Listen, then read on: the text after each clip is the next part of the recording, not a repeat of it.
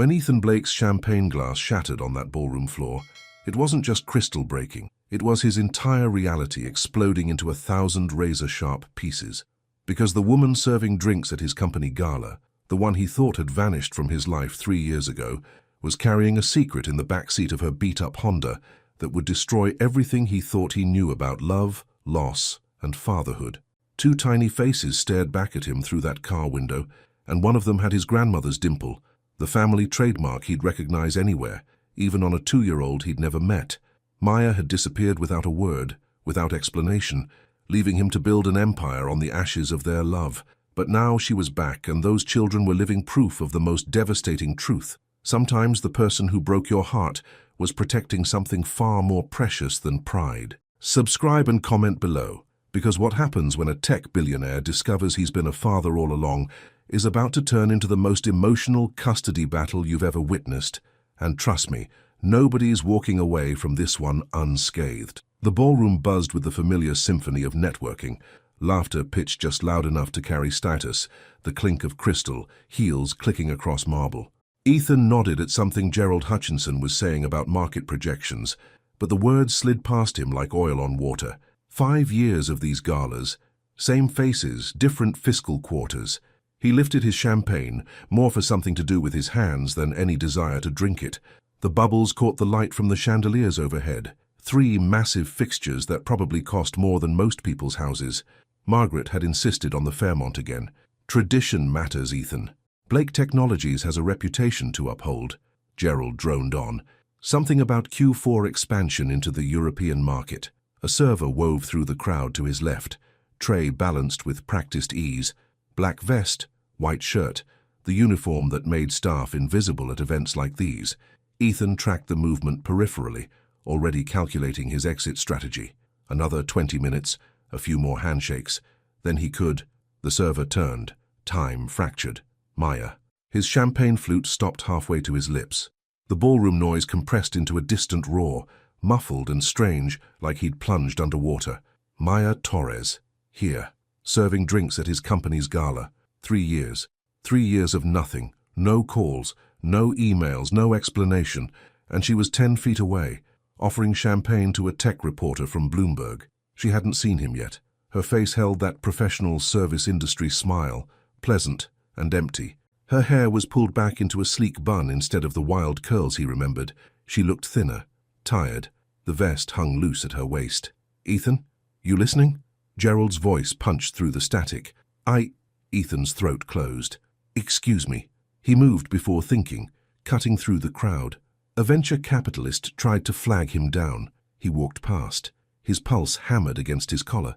Maya shifted, offering the tray to another cluster of guests. Her movements were efficient, economical. She'd done this work before. How long? How long had she been in San Francisco? This close, serving at events in his world.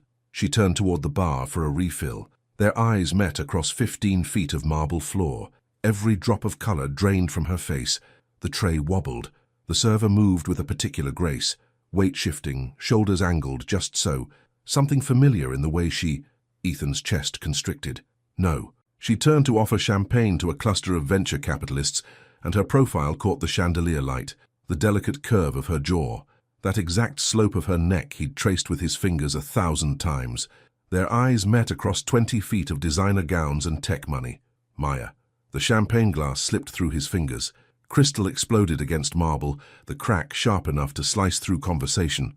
Heads turned. Maya's face drained of color, her tray tilting dangerously. She caught it, knuckles white against the silver, and spun toward the service entrance. "Ethan," Gerald touched his elbow. "You all right there?" But Ethan couldn't hear him, couldn't hear anything over the roar in his ears. 3 years. 3 years of silence, of blocked numbers, of searching her name online at 2 a.m. like a pathetic ghost.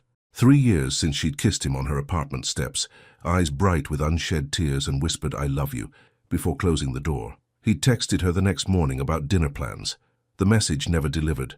He'd called, straight to voicemail, the generic kind. He'd gone to her apartment, a different name on the buzzer, gone, like she'd never existed. Except she had existed. She'd sat across from him at that Thai place on Mission Street, stealing bites of his pad CU. She'd fallen asleep on his chest while studying for finals, highlighter still clutched in her hand.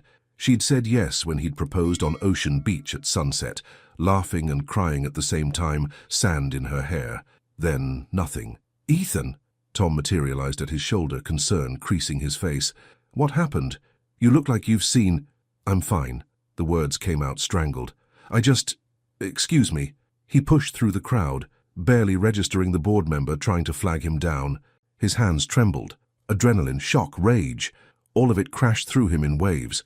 Maya disappeared through the service entrance, the door swinging shut behind her. Ethan broke into a near run, dodging a waiter with practiced corporate grace that dissolved the moment he hit the door. Fluorescent lights replaced crystal chandeliers. Concrete walls swallowed the string quartet. Maya's figure retreated down the corridor, moving fast. "Maya!" His voice ricocheted off the industrial surfaces. "Wait!" She didn't stop. The fluorescent lights hummed overhead, turning Maya's skin grey-green.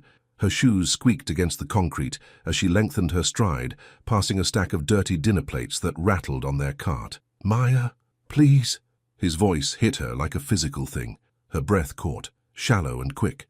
The staging area door gleamed 15 feet ahead. Safety, escape, the ability to disappear into the chaos of catering staff and find her purse, grab the twins and... Fingers closed around her elbow. Gentle, firm. She stopped. "Don't." The word came out, strangled. She couldn't turn around. If she looked at him, saw those eyes, she'd... 3 years. His hand dropped, but he'd moved to block her path. "You disappeared for 3 years without a word, and you won't even look at me." Her chest heaved. The corridor was too narrow, too close. He filled the space. Expensive cologne mixing with the smell of industrial soap and desperation. She forced her gaze up. God, he looked good. Better than good. The tuxedo fit him like it was painted on, and he'd filled out since college. Shoulders broader, face sharper, success written in every line of him. His dark hair was styled back, just a few strands falling forward the way they always had when he was agitated. His eyes, though. Those grey-green eyes that haunted her every single day were filled with something between fury and heartbreak. "I can't do this." Her voice shook. "Not here, not..." "Then where?" He stepped closer, and she backed against the wall. "When? You blocked my number. Moved without a trace. Your mom wouldn't tell me anything except that you were handling things." "What things, Maya? What the hell happened?" A door opened down the corridor. Another server pushing through with an empty tray. They both froze, watching the woman disappear into the ballroom. The moment she was gone, Maya tried to slip past. Ethan's arm shot out, palm flat against the wall beside her head. "I have to go," she whispered. "My shift..." "Screw your shift." His jaw clenched. "You owe me an explanation." "I don't owe you anything." The words landed like a slap. He flinched, something crumbling behind his expression. She spun, breath ragged, and for 3 heartbeats neither of them moved. The years collapsed.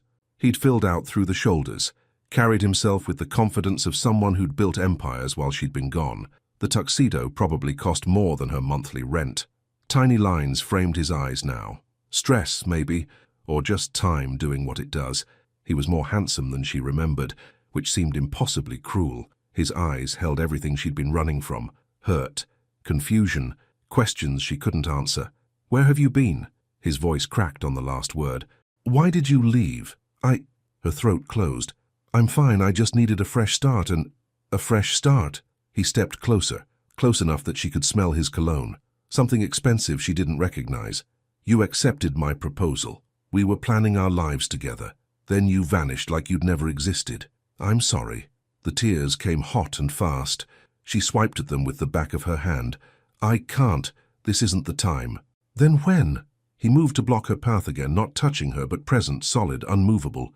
"Did I do something? Was there someone else?" "No. God, no, it wasn't." "Then what? Give me something, Maya. Anything." A door banged open behind Ethan. Their supervisor Miguel leaned out, frowning. "Torres, everything okay out here?" She seized the interruption like a drowning woman grabbing driftwood. "Yes. Sorry, I'm coming. We need those trays cleared before..." "I know. 2 minutes." She turned back to Ethan, lowering her voice. "I have to go. I'll lose this job if..." "I don't care about the job." But his hand dropped, his posture shifting. He wouldn't push it, wouldn't get her in trouble. She'd counted on that, hated herself for it. "We'll talk. Later. I promise." The lie tasted bitter. She slipped past him before he could respond, Before she could see the moment, he realized she wouldn't keep that promise either. Miguel held the door, eyeing Ethan with undisguised suspicion. She ducked through back into the organized chaos of breakdown, her heart hammering against her ribs. Behind her, Ethan stood alone in the empty corridor, hands flexing at his sides. The speeches blurred together. Handshakes, photo opportunities, investors pitching partnerships, all of it passed like white noise. Ethan moved through the motions, his executive mask firmly in place, while his mind replayed those 90 seconds on an endless loop, the tears in her eyes, the panic. Around 10, he made his excuses to the board members still lingering over cognac. The parking structure smelled of exhaust and concrete dampness. Ethan stood behind a thick support pillar, feeling ridiculous, a tech CEO worth 9 figures, hiding like some private investigator. But he couldn't leave, not without understanding. Maya moved between the van and a rolling cart, lifting chafing dishes with practiced efficiency. Her shoulders sagged. Even from 30 feet away, he saw the exhaustion carved into every movement. She'd been on her feet for hours, probably worked a double shift before this event even started. The thought twisted something in his chest. The catering manager, a stocky guy with a clipboard, called everyone over. 6 staff members gathered, still in their rumpled uniforms. He handed out white envelopes, cash tips pooled from the evening. Maya took hers with a smile that didn't reach her eyes, murmured thanks, and immediately tucked it into her bag. The others dispersed to their vehicles. Maya headed toward the far corner, where a dented Honda Civic sat under a flickering fluorescent light. The car looked old, early 2000s maybe, primer gray on one fender. Ethan's chest tightened. This was his fault, wasn't it? She'd left him and ended up here working late-night catering, driving a car held together by hope and duct tape.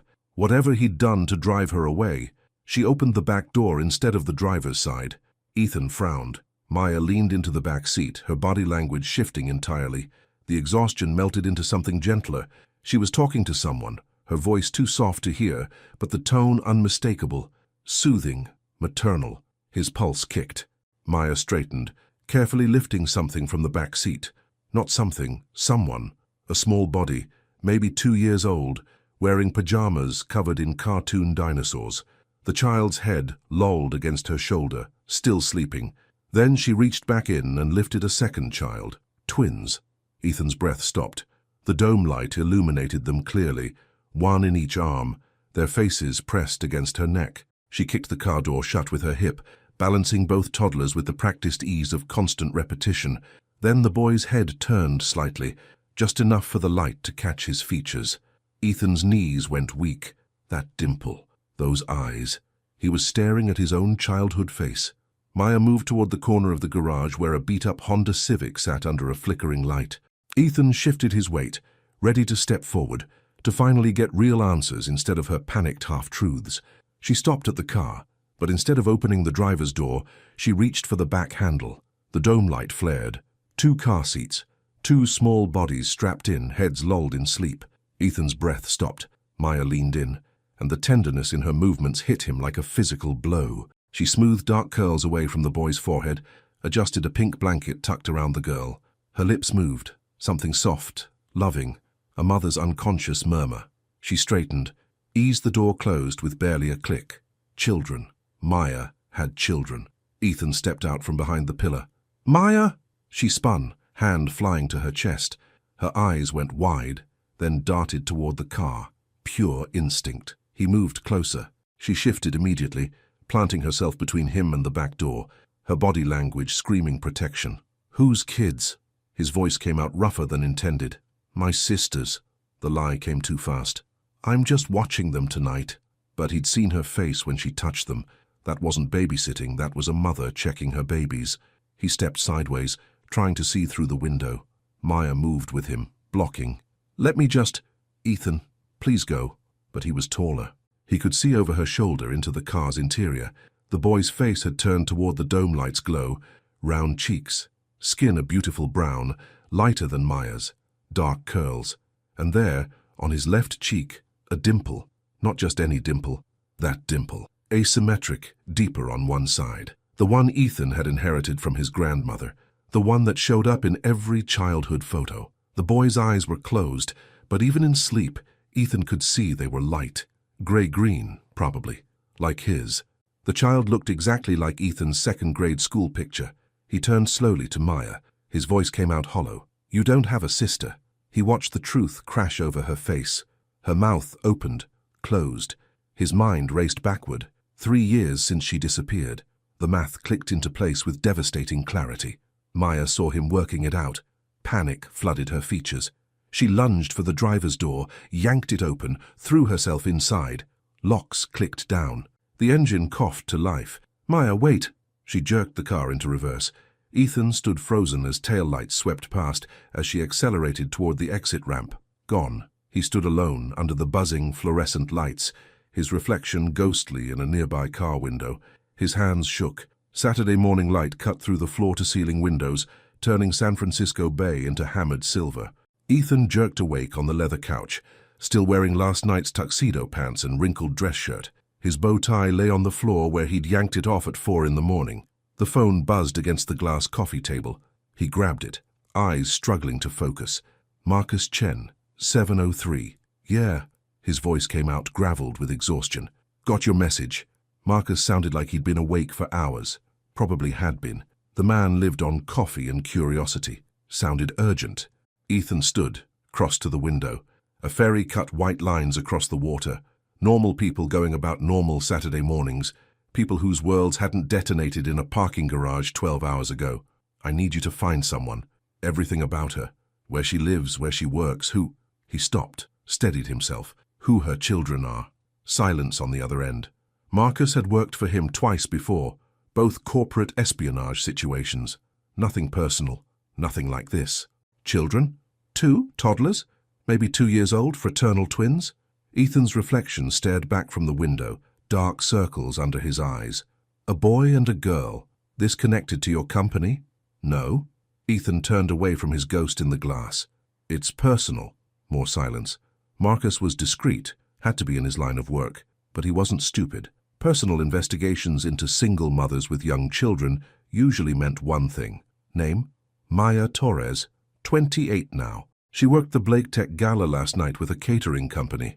The words came easier now. Facts instead of feelings. Business mode. "I need confirmation she doesn't have a sister. I need birth certificates for the children. You need to know if you're a father." Ethan's jaw clenched. "Can you do it or not?" "I can do it." Papers rustled in the background. "But Ethan, if this goes where I think it's going, you might want a lawyer instead of an investigator. I want information first." He picked up the bow tie, twisted it between his fingers. "Then I'll decide what comes next." Ethan kept his voice steady, professional. "I need information on someone I knew a few years back. Maya Torres. 28, last I knew her. She's working catering gigs around the city." He paused, staring at the bay through floor-to-ceiling windows. The morning light glinted off the water, too bright. "Specifically, I need to know about her current situation. Children she might have." Marcus Chen's silence stretched 3 seconds. "This personal?" "Very. My rate's 500 a day plus expenses." "How discreet are we talking?" "Completely." Ethan's jaw tightened. "No contact. Just information. 48 hours, maybe sooner." The call ended. Ethan tried to function, changed clothes, went to the gym, ran 6 miles that felt like 60. His mind wouldn't stop conjuring images. That dimple, those eyes. 2 years of birthdays. First words, first steps. Gone. Saturday afternoon found him outside the catering company from the Gala contract. The manager wouldn't budge. "We don't give out employee information. Privacy policy." Sunday crawled. His mother called twice about the Gala. He let it go to voicemail. Monday morning, his phone rang at 9:15. "Found her." Marcus's voice carried no inflection. "Maya Torres. Outer Sunset address. Works for 3 different event companies, mostly evening shifts. No sister on record."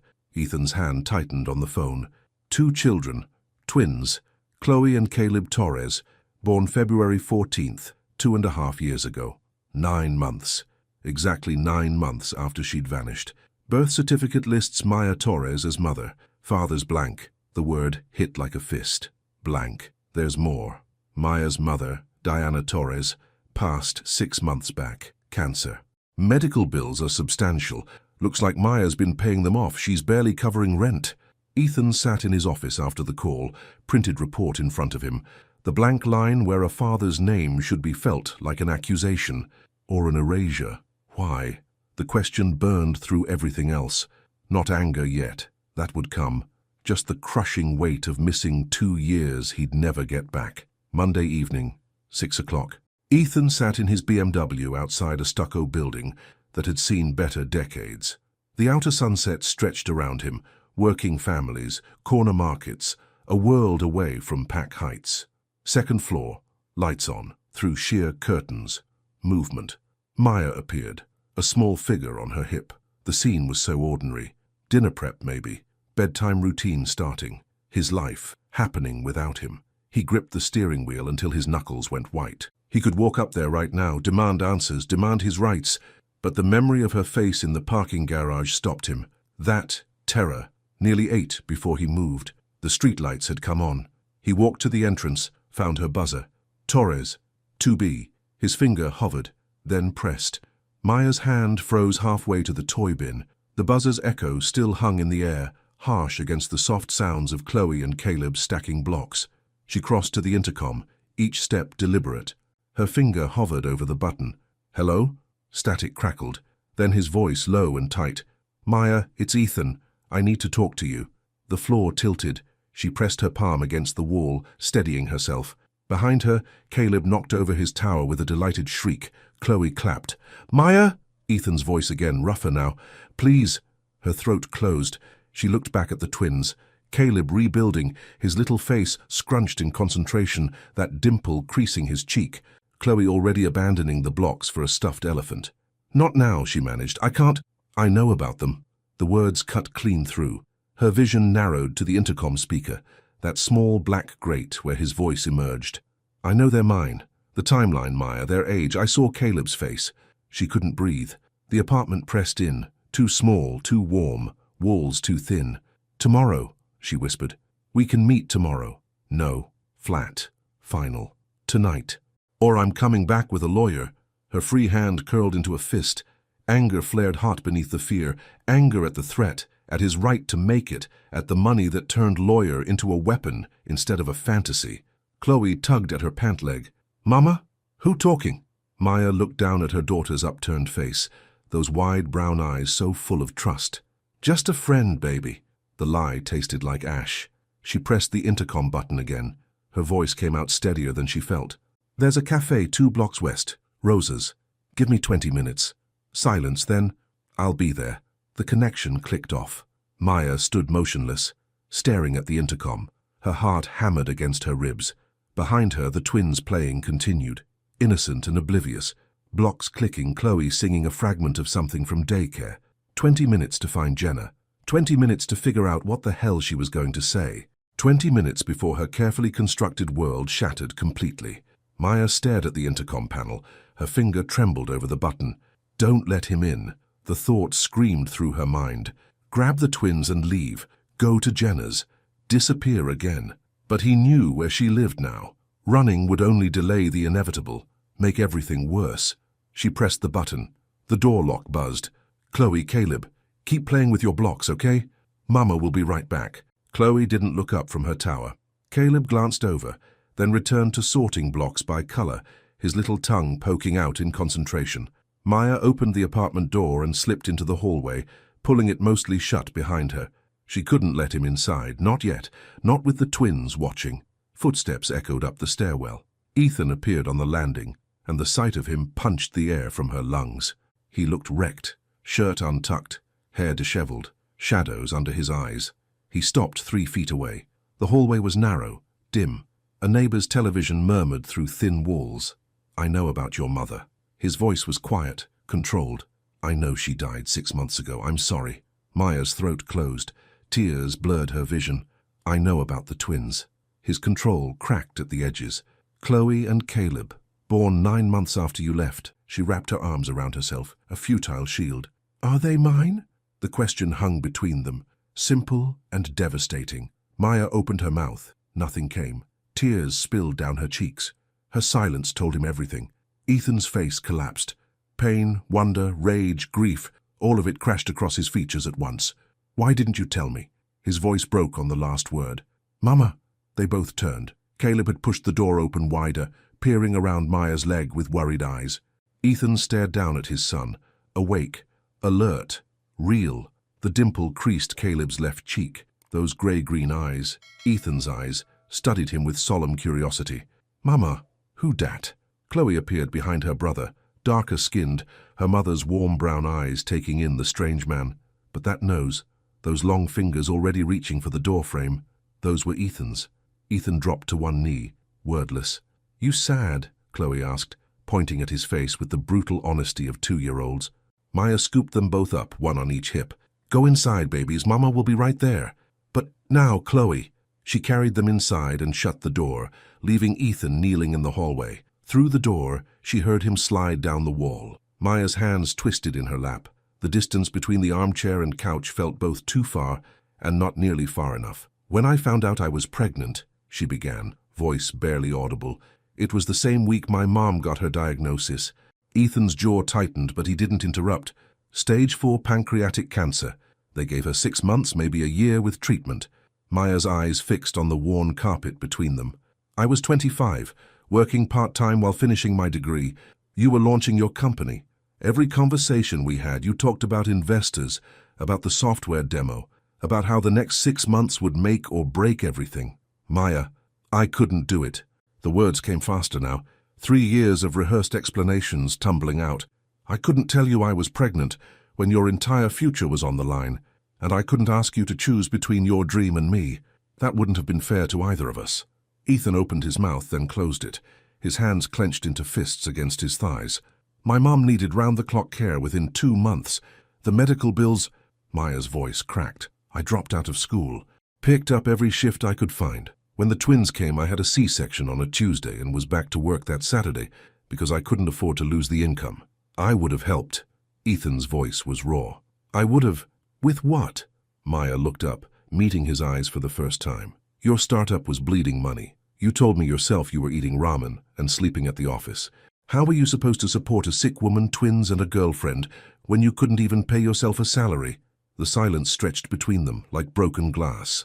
From the bedroom, Caleb's laugh pierced the quiet, high and delighted at something in the video. Ethan's face crumpled.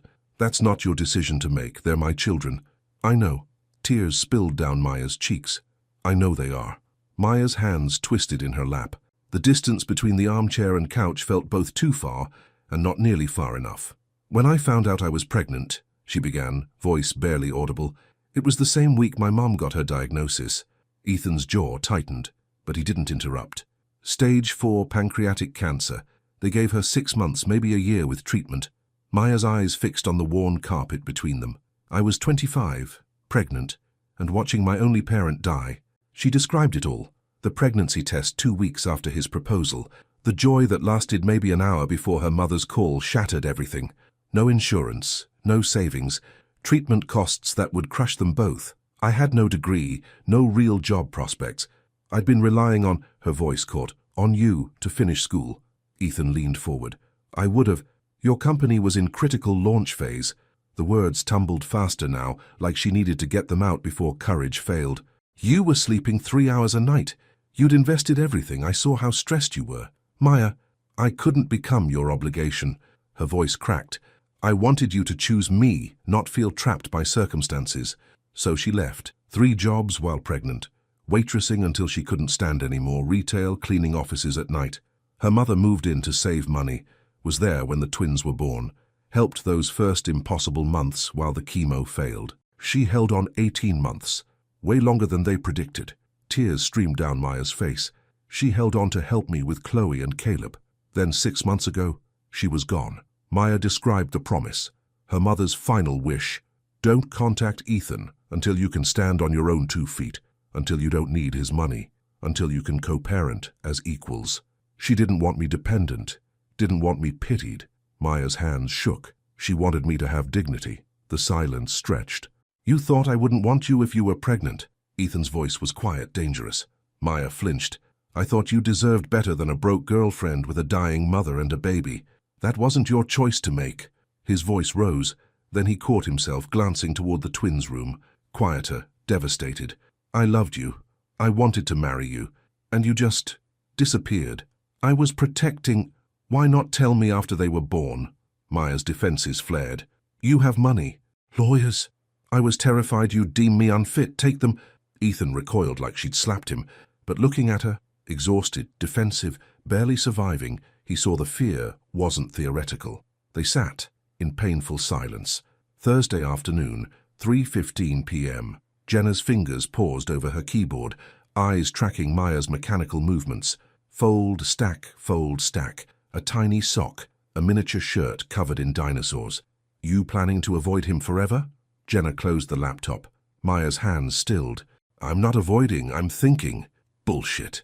Jenna tapped Maya's phone, lighting up the screen. 7 missed calls. He wants to see his kids, you're hiding. I'm processing. You're running. Again. Jenna's voice softened. Just like 3 years ago. Maya dropped the sock she'd been folding. That's not fair. None of this is fair, babe. But you can't unring this bell. Jenna stood, moving to the counter to refill her coffee. He knows. He's seen them. And from what you told me, he's not going anywhere. You didn't see how he looked at them. Maya's voice went small, like he already loves them. And that scares you. Everything scares me. The admission burst out. What if he decides I'm not good enough? What if he takes them to his penthouse on weekends and they realize how much better his life is? What if he's a good dad and you get actual help for the first time in 3 years? Maya's laugh was bitter. You make it sound simple. It's not simple, it's terrifying. Jenna sat back down, reaching across the table to still Maya's restless hands. But Mama, you've been drowning, working yourself to death, honoring a promise your mom made you make when she was dying and scared for you. Don't. Your mom wanted you to have dignity, not martyrdom. Jenna squeezed Maya's fingers. There's dignity in letting your kid's father step up, in accepting partnership. Maya's phone buzzed. Another call. Ethan's name lit the screen. Both women stared at it. Answer it, Jenna said. Maya's hand trembled as she reached for the phone. Jenna leaned forward, elbows on the table. What if he decides to take them? What if his lawyers are better? What if I end up seeing my babies every other weekend while some nanny raises them in his penthouse? Stop. Jenna's hand came down flat on the table. You're spiraling into worst-case scenarios that haven't happened. They could happen. Lots of things could happen. You could get hit by a bus tomorrow. Doesn't mean you stop crossing streets. Jenna pushed Maya's phone across the table. Call him back. Maya stared at the device like it might bite her. I need time to figure out my strategy. Maybe talk to legal aid about my rights. Strategy? Jenna's laugh was sharp. This isn't a war, Maya. Those are his children too. You don't understand. I understand you're doing exactly what you did 3 years ago. Running because it's easier than trusting. Jenna stood, pacing the small kitchen. He hasn't threatened lawyers. He's calling because he wants to talk. There's a difference. Maya's jaw tightened. If I let him in, I lose control. Control of what? This? Jenna gestured around the cramped apartment, at the stack of bills on the counter, the peeling linoleum, the second-hand furniture. You're working yourself to death, barely making rent, raising 2 kids alone. What exactly are you controlling? The words hit like a slap. Maya stood too, defensive. I'm doing the best I can. I know you are. But the best you can is killing you, and it's keeping those kids from their father out of pride. It's not pride. Then what is it? Jenna moved closer, voice rising. Because from where I'm standing, it looks like you'd rather suffer than accept help. Your mom wanted you stable so you could co-parent, not so you could keep Ethan away forever. There's a difference. Maya's composure cracked. I'm terrified, okay? His family has money, influence, lawyers who cost more per hour than I make in a week. What if they decide I'm not good enough? What if some judge agrees? Ethan's not his family. You don't know that. Maya's voice broke. And I'm terrified of something else too. I'm terrified that if I let him back in, I'll fall apart. That I'll need him again, depend on him, and he'll realize I'm exactly what I was afraid of being. A burden he got stuck with. Jenna's expression softened. She reached for Maya's hands. Babe, he looked devastated at your door, not angry. He asked permission. He didn't demand, didn't threaten. She squeezed gently. What if he's not the threat you're building him up to be? What if you're punishing both of you for nothing? Maya pulled her hands away, wrapping her arms around herself. I can't risk it. You can't avoid it either. Those kids deserve a father. He deserves to know his children. Jenna's voice turned firm again. And you deserve help. Real help. Not just pride wearing you down to nothing. The kitchen fell silent except for the hum of the refrigerator. Finally, Maya whispered, What do I do? Jenna picked up Maya's phone. You meet him. Neutral territory. I'll come with you for support. You set boundaries, figure out next steps, but you stop hiding. Jenna, tomorrow, 11 a.m., Canvas Cafe on Irving. Jenna's thumbs were already moving across the screen. Wait, what are you? Texting him before you change your mind. Jenna held the phone out of reach as Maya lunged for it. This is Jenna, Maya's friend. She'll meet you tomorrow, Friday, 11 a.m. at Canvas Cafe on Irving. I'll be there too. You can't just... The phone buzzed. Jenna read the response aloud. I'll be there. Thank you. She set the phone down between them. Done. That evening, Maya sat cross-legged on the living room floor, watching Caleb stack blocks with intense concentration. Chloe lay on her stomach nearby, scribbling purple crayon across construction paper with wild abandon. Maya tried to imagine Ethan here, on this floor building towers, reading bedtime stories. The image formed too easily, and that was what scared her most. Caleb's tower wobbled. He steadied it with careful fingers, then looked up at his mother. Mama, who was the sad man? Maya's breath caught. 3 days, and he still remembered. Someone Mama used to know. Will he come back? Chloe asked, without looking up from her drawing. Maya didn't know how to answer. Tomorrow would decide so much. Maybe, she finally managed. Would that be okay? Chloe shrugged, already moving on to a new color. But Caleb studied Maya's face with the eerie perception toddlers sometimes had. You sad too, he observed. Maya pulled both twins into her arms, breathing in their shampoo-scented hair. Tomorrow everything might change. Ethan pulled out the chair across from Maya, wood scraping against tile. His coffee sat untouched in front of him, steam rising between them like a barrier. Thanks for coming, Jenna said, breaking the silence that stretched too long. He nodded, eyes never leaving Maya. I wasn't sure you'd show. Maya's fingers wrapped around her mug. I almost didn't. The honesty landed between them. Ethan's jaw worked, then relaxed. I meant what I said about the DNA test. He pulled an envelope from his jacket pocket, set it on the table. I scheduled it for Monday if you're willing. Clinic in the marina. Non-invasive, just a cheek swab. Maya stared at the appointment card. Monday, 3 days away. And then what? Her voice came out steadier than she felt. What happens when it's official? Then I'm their father, legally. You want custody? Not a question. I want to know my kids. Ethan leaned forward. I want to be part of their lives. What that looks like, we figure it out together. Jenna glanced between them. Together means negotiation, not demands. I'm not here to make demands. Ethan's hands flattened on the table. I've had 3 days to think, to be angry, to feel sorry for myself. He looked at Maya. But the twins didn't ask for any of this. They didn't ask for a father who didn't know they existed. They deserve better than us fighting. Maya's throat tightened. She'd expected lawyers, threats, the full weight of his resources bearing down. Not this. I'm scared, she whispered. I know. His voice gentled. I'm scared too. I don't know how to be a dad. I don't know what they like, what scares them, how to calm them down when they cry. He swallowed hard. But I want to learn. Let me learn. Jenna touched Maya's arm. Say something. Boundaries, Maya managed. We need boundaries. Clear ones? Okay. Ethan pulled out his phone, opened a notes app. Tell me what you need. Laid it on the scarred wood table between them. Lab-certified paternity testing. It can be done with cheek swabs, non-invasive. Jenna leaned forward, hands flat on the table.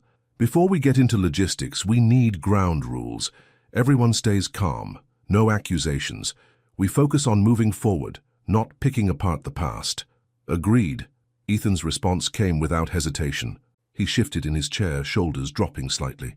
I need to apologize for Monday night. How I reacted, raising my voice when the twins were right there. I was overwhelmed, but that's no excuse. Maya's throat worked. I'm sorry too. For running. For hiding. She forced herself to meet his eyes.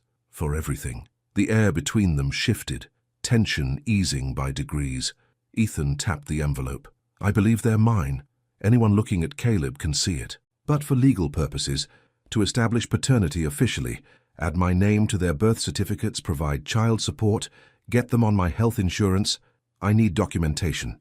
Maya stiffened at child support, but Jenna's hand found hers under the table, squeezed. I'm not trying to control anything, Ethan continued, voice careful, but they shouldn't be uninsured. They shouldn't be struggling when I have resources. Maya's jaw clenched, then released. Fine, we'll do the test. I want to be involved. The words rushed out of him. I want to know them, spend time with them, be their father. What does that look like? Maya's voice was barely audible over the espresso grinder. I don't know. The admission seemed to cost him something. I've never done this. I have no idea how to parent a 2-year-old, but I want to learn. He paused. Supervised visits, if that makes you comfortable. Whatever pace you set. I'm willing to wait, but I can't walk away. Something cracked in Maya's chest. She saw it in his face. The same earnestness that made her fall for him 5 years ago. Tomorrow, Saturday afternoon, 2 hours at the playground near my apartment. The words came out steadier than she felt. I'll be there. We'll see how they respond. Ethan nodded, relief visible. There's one more thing. He pulled out his phone, opened his banking app. You're struggling. I know about the medical bills, the rent. Let me help. No. Maya's hand shot up. Absolutely not. It's my responsibility. I won't be bought, Ethan. That's not what this is. Enough, Jenna's voice cut through. Table the financial discussions until after paternity is legally confirmed. Then we revisit. Both subsided, frustration simmering. As they stood to leave, Ethan asked, Why the gala? You knew I'd be there. Jenna got me the job. Maya glanced at her friend. I needed the money desperately. I thought I could disappear in a crowd of 300. Her voice dropped. I didn't expect you to recognize me immediately. Didn't expect you to see the twins. Understanding flickered across his face. She hadn't been reaching out. Circumstance had forced this. It hurt, but he nodded. They exchanged numbers, fingers fumbling with phones. Ethan left first, the bell above the door chiming his exit. Canvas Cafe, Scene 1, continued, laid it on the scarred wood table between them. Lab-certified paternity testing. It can be done with a simple cheek swab. Results in 72 hours. Maya stared at the envelope like it might bite her. I know they're mine. Ethan's voice dropped lower. Looking at them, at him especially, it's like seeing my own baby photos. But legally I need documentation, to add my name to their birth certificates, to get them on my health insurance, to... He paused, choosing words carefully. To establish my right to be their father. The phrase landed heavy. Right to be their father. Not a request. A claim. Jenna's hand found Maya's under the table, squeezed once. Okay, Maya whispered. We'll do the test. Relief flooded Ethan's features. Thank you. What happens after? Maya's throat felt tight. After it's official? I want to be involved. Ethan leaned forward, earnest. I want to know them. Spend time with them. I want to be their father, not just legally, but really. His hands opened, almost helpless. I don't know how to parent a toddler. I've never changed a diaper in my life, but I want to learn. I'll do whatever you're comfortable with. Supervised visits, short ones at first, whatever pace you need. Maya's chest ached. This was Ethan, the man she'd loved, still loved if she was honest, offering her control when he could demand it. Tomorrow, Jenna interjected, her voice practical. Saturday afternoon, Golden Gate Park Playground. 2 hours. Maya and the twins, you show up. Everyone sees how it goes. Ethan nodded immediately. Yes, perfect, thank you. If the twins are scared or uncomfortable, Maya started. Then we stop, Ethan finished. I'm not going to push them. Or you. The knot in Maya's chest loosened fractionally. Then Ethan pulled out his checkbook. Maya's spine went rigid before he'd even opened it. I know you're struggling financially, he said carefully. I want to help with rent, daycare costs, whatever you... No. Maya, I'm not taking your money.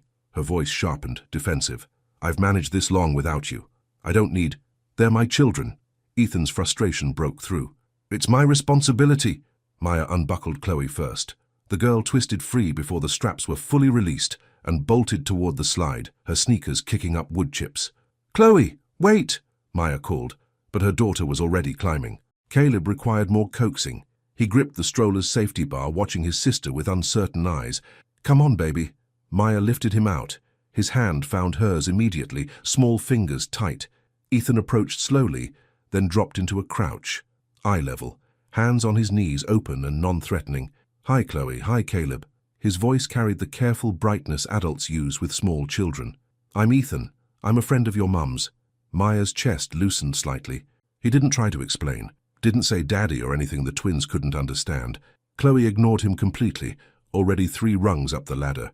Caleb stared. Those grey-green eyes, Ethan's eyes, studied this stranger with unnerving focus. You the sad man. Caleb's voice was small but clear. Ethan went still. When he answered, The brightness had cracked into something raw. Yeah, buddy, but I'm not sad anymore. Caleb processed this with toddler seriousness. Then he pressed closer to Maya's leg. Ethan didn't push. He straightened, gave the boy space. Jenna settled onto the bench with the diaper bag, playing casual observer. The next hour unfolded in stops and starts. Ethan shadowed Chloe to the swings, testing the mechanics of pushing a 2-year-old. His first attempt sent her soaring. She shrieked with delight. Maya's heart jumped into her throat. "Not so high!" But Chloe was already yelling, "More! More!" Ethan caught the swing, slowed it. His eyes found Maya's. "Sorry, too much. Just be careful." Caleb wanted the climbing structure. Ethan moved to help, hands hovering. Caleb shook his head. "I do it." "Okay, you've got it." Ethan stepped back, watching his son climb with the fierce determination of someone proving a point. 20 minutes later, an ice cream vendor rolled past. Ethan flagged him down, already pulling out his wallet. 2 kid cones? Maya opened her mouth. Sugar before dinner. Spoiling them. Decisions without asking. She swallowed the words. Chloe accepted her cone like a gift from heaven. Caleb took his shyly, still not looking directly at Ethan. "Thank you," Maya prompted. "Thank you," both twins mumbled. Ethan's smile could have lit the whole park. Jenna caught Maya's eye, raised an eyebrow. "See? Not terrible." Then Caleb tripped. A tree root caught his shoe, and he went down hard, ice cream flying. His wail cut through the playground noise. Maya and Ethan both lunged. Caleb reached for his mother. Only his mother. Ethan froze mid-crouch, hands empty. Maya scooped Caleb up, checking the scraped knee. "You're okay, baby. Just a little scratch." Ethan stood slowly. His face tried neutrality but didn't quite make it. "I've got wet wipes," he offered quietly. "In the bag, thanks." They cleaned the scrape together, not speaking. Caleb buried his face in Maya's neck. 2 hours collapsed faster than Maya expected. As they walked back toward the parking lot, Ethan cleared his throat. "Could we do this again?" Maya watched Chloe skip ahead, watched Caleb's grip on her hand. "Wednesday afternoon." Relief flooded Ethan's features. "Wednesday's perfect. And the DNA test. Monday morning? I'll text you the clinic address." Chloe spun around, waved both hands. "Bye, ice cream man." Ethan laughed. Genuine, startled. "Bye, Chloe." Caleb peeked from behind Maya's leg. Didn't wave, but he looked. Ethan waved anyway. Monday morning, 9:03 a.m. The waiting room smelled like antiseptic wrapped in artificial lavender. Maya balanced Chloe on her lap, while the girl kicked her legs against the plastic chair, rhythmic and annoying. Across the room, Caleb crouched beside a toy box, extracting blocks one at a time and lining them up by color. Ethan sat 2 chairs down, close enough to be present, far enough to respect boundaries. He'd arrived 5 minutes before them, still learning the unspoken rules of this new reality. His hands kept moving, adjusting his watch, scrolling his phone, then setting it down like he'd caught himself being rude. Maya stared at a poster about flu vaccines. Chloe squirmed. The distance between her and Ethan felt measured in more than chairs. It was history, hurt, and the terrifying question of what came next. "Torres?" A nurse appeared in the doorway, tablet in hand, smile professionally warm. Maya stood, shifting Chloe to her hip. "That's us." Ethan rose immediately. Caleb abandoned his blocks and rushed to Maya's side, grabbing a fistful of her jacket. The nurse led them down a short hallway into an exam room that tried too hard to be cheerful. Cartoon giraffes stretched up one wall. A monkey hung from painted vines. The examination table was covered in paper that crinkled when Maya set Chloe down. "Okay, we're doing paternity testing today." The nurse directed this at both adults, her tone neutral. "It's just cheek swabs, completely painless. We'll start with the children, then Dad." "Dad." The word landed between them like dropped glass. Ethan's jaw tightened. Maya felt her throat close. The nurse knelt beside Chloe first, holding up a long cotton swab. "Open wide, sweetie. Just like a lollipop." Chloe complied, mouth open, tongue out. The swab brushed the inside of her cheek, once, twice. Done. The nurse sealed it in a tube labeled with barcodes and Chloe's name. Caleb backed against Maya's legs. "Your turn, buddy," the nurse coaxed. He shook his head, pressing tighter. Maya crouched. "Remember the doctor." Just like that. Super quick. Ethan stayed back, watching his son retreat from a stranger. Every instinct probably screamed to comfort him, but he didn't have that right yet. Caleb finally opened his mouth, eyes squeezed shut. Another swab, another sealed tube. Then the nurse turned to Ethan. "Mr. Blake?" He stepped forward. The technician wore scrubs patterned with cartoon dinosaurs.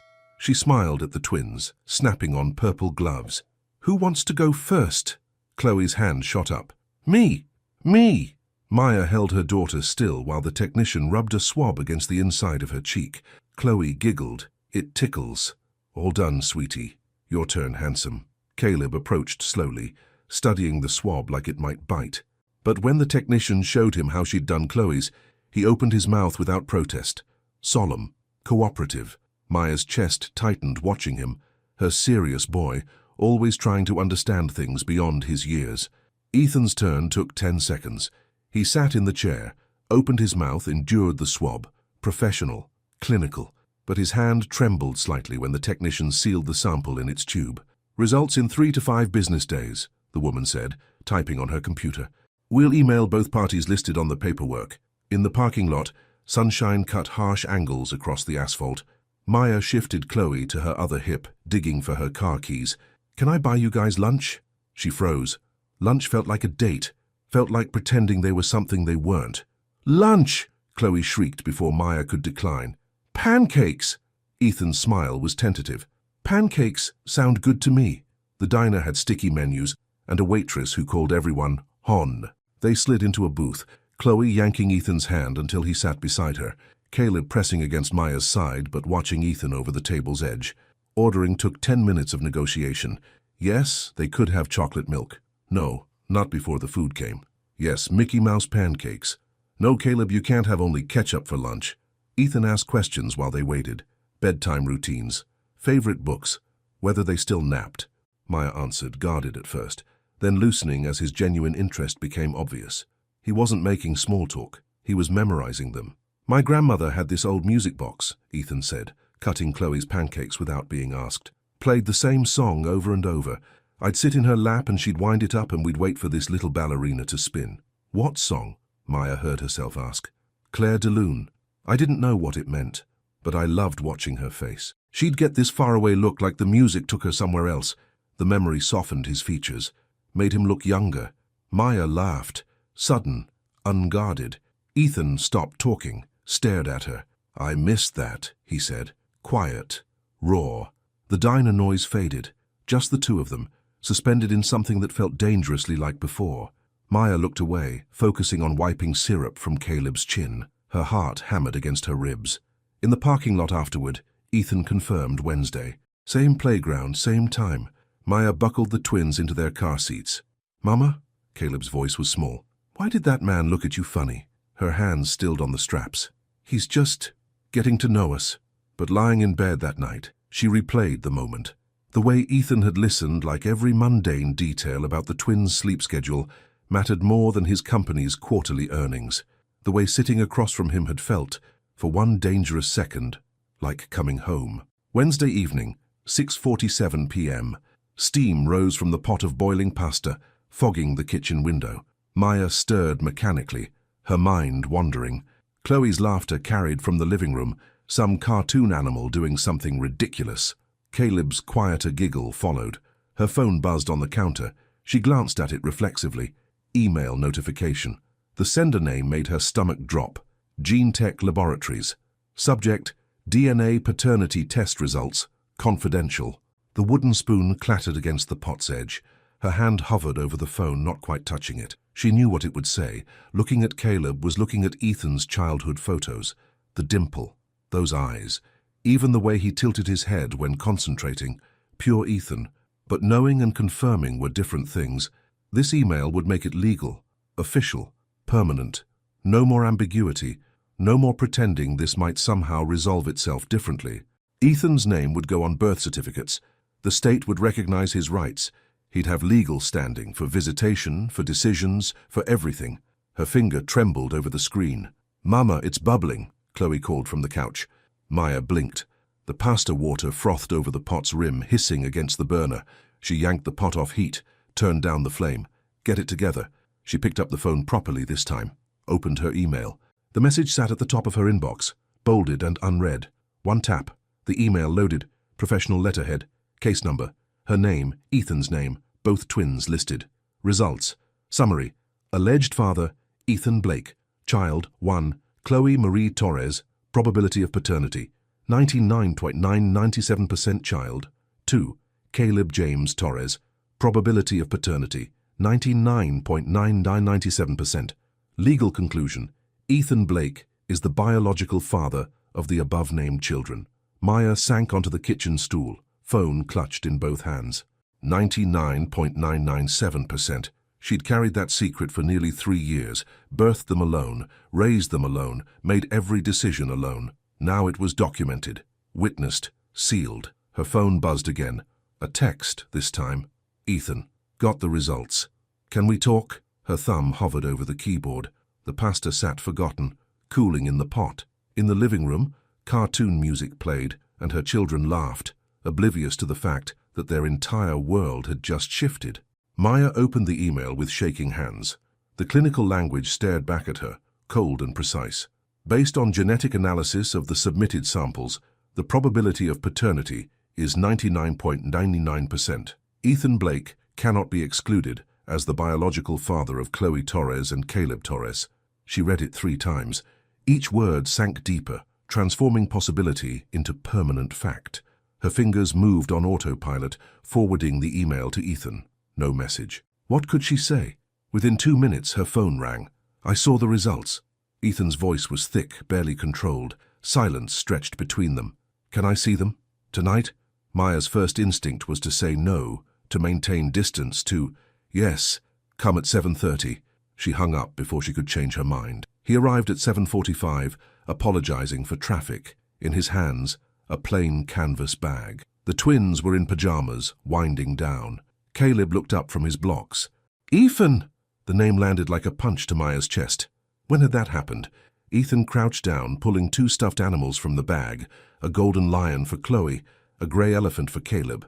Soft, age-appropriate. He'd researched. For me? Chloe grabbed the lion, squeezing it hard. I name him Fluffy. Caleb held the elephant carefully, studying its embroidered eyes. What you say, babies? Maya prompted. Thank you, they chorused. Ethan's eyes were too bright. 20 minutes later, Maya announced bedtime. The twins groaned theatrically. Can I? Ethan cleared his throat. Can I help? Maya's instinct screamed no. This was her ritual, her sacred time with them. Okay.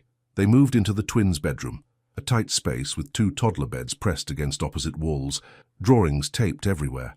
Ethan looked around like he'd entered a museum. Maya handed him a book, Chloe's favorite. He sat on the floor between the beds, reading with surprising animation, doing different voices. Chloe giggled. Even Caleb smiled. After 3 books, Maya tucked Chloe in. The little girl grabbed Ethan's hand. Kiss goodnight. Ethan looked to Maya, asking permission. She nodded stiffly. He kissed Chloe's forehead. Good night, sweetheart. Caleb watched from his bed. Maya bent to kiss him, but he was still looking at Ethan. You too, Caleb whispered. Ethan crossed to Caleb's bed, kneeling beside it. Caleb turned his cheek, eyes squeezed shut. Ethan pressed a gentle kiss there. Good night, buddy. Night, Ethan. In the living room afterward, Maya folded laundry while Ethan sat on the couch, visibly collecting himself. So, she said finally, it's official. Yeah. His voice was rough. I want to add them to my health insurance immediately. Tomorrow. And we need to discuss child support. A formal arrangement. And the birth certificates need updating. Maya's hands stilled on a tiny shirt. I know, she said quietly. My lawyer, her name's Patricia. She's kind, I promise. She'll handle everything respectfully. Maya nodded, throat tight. And my parents. Ethan hesitated. They're going to want to meet them. Not yet. The words came fast, panicked. I'm not ready. Okay, but my mother's already asking questions. She saw you at the gala. Maya's stomach dropped. They talked logistics until nearly 10. Custody schedules. Eventually overnights. The word made Maya's chest constrict. Her babies, away from her overnight. At the door, Ethan paused. I'm not trying to take them from you. His voice was fierce, earnest. I know you're their mom, their everything. I just want to be part of their lives, part of their everything. Maya couldn't speak. She nodded, tears spilling. After he left, she sat in the quiet apartment, processing. She wasn't alone anymore. Terrifying, relieving, both. Thursday afternoon, 4:32 p.m. Maya stood frozen in her doorway a dish towel still clutched in one hand. Margaret Blake looked exactly like what Maya had always imagined, polished, intimidating, money radiating from every carefully chosen detail. Her silver hair curved perfectly at her shoulders. Diamond studs caught the hallway light.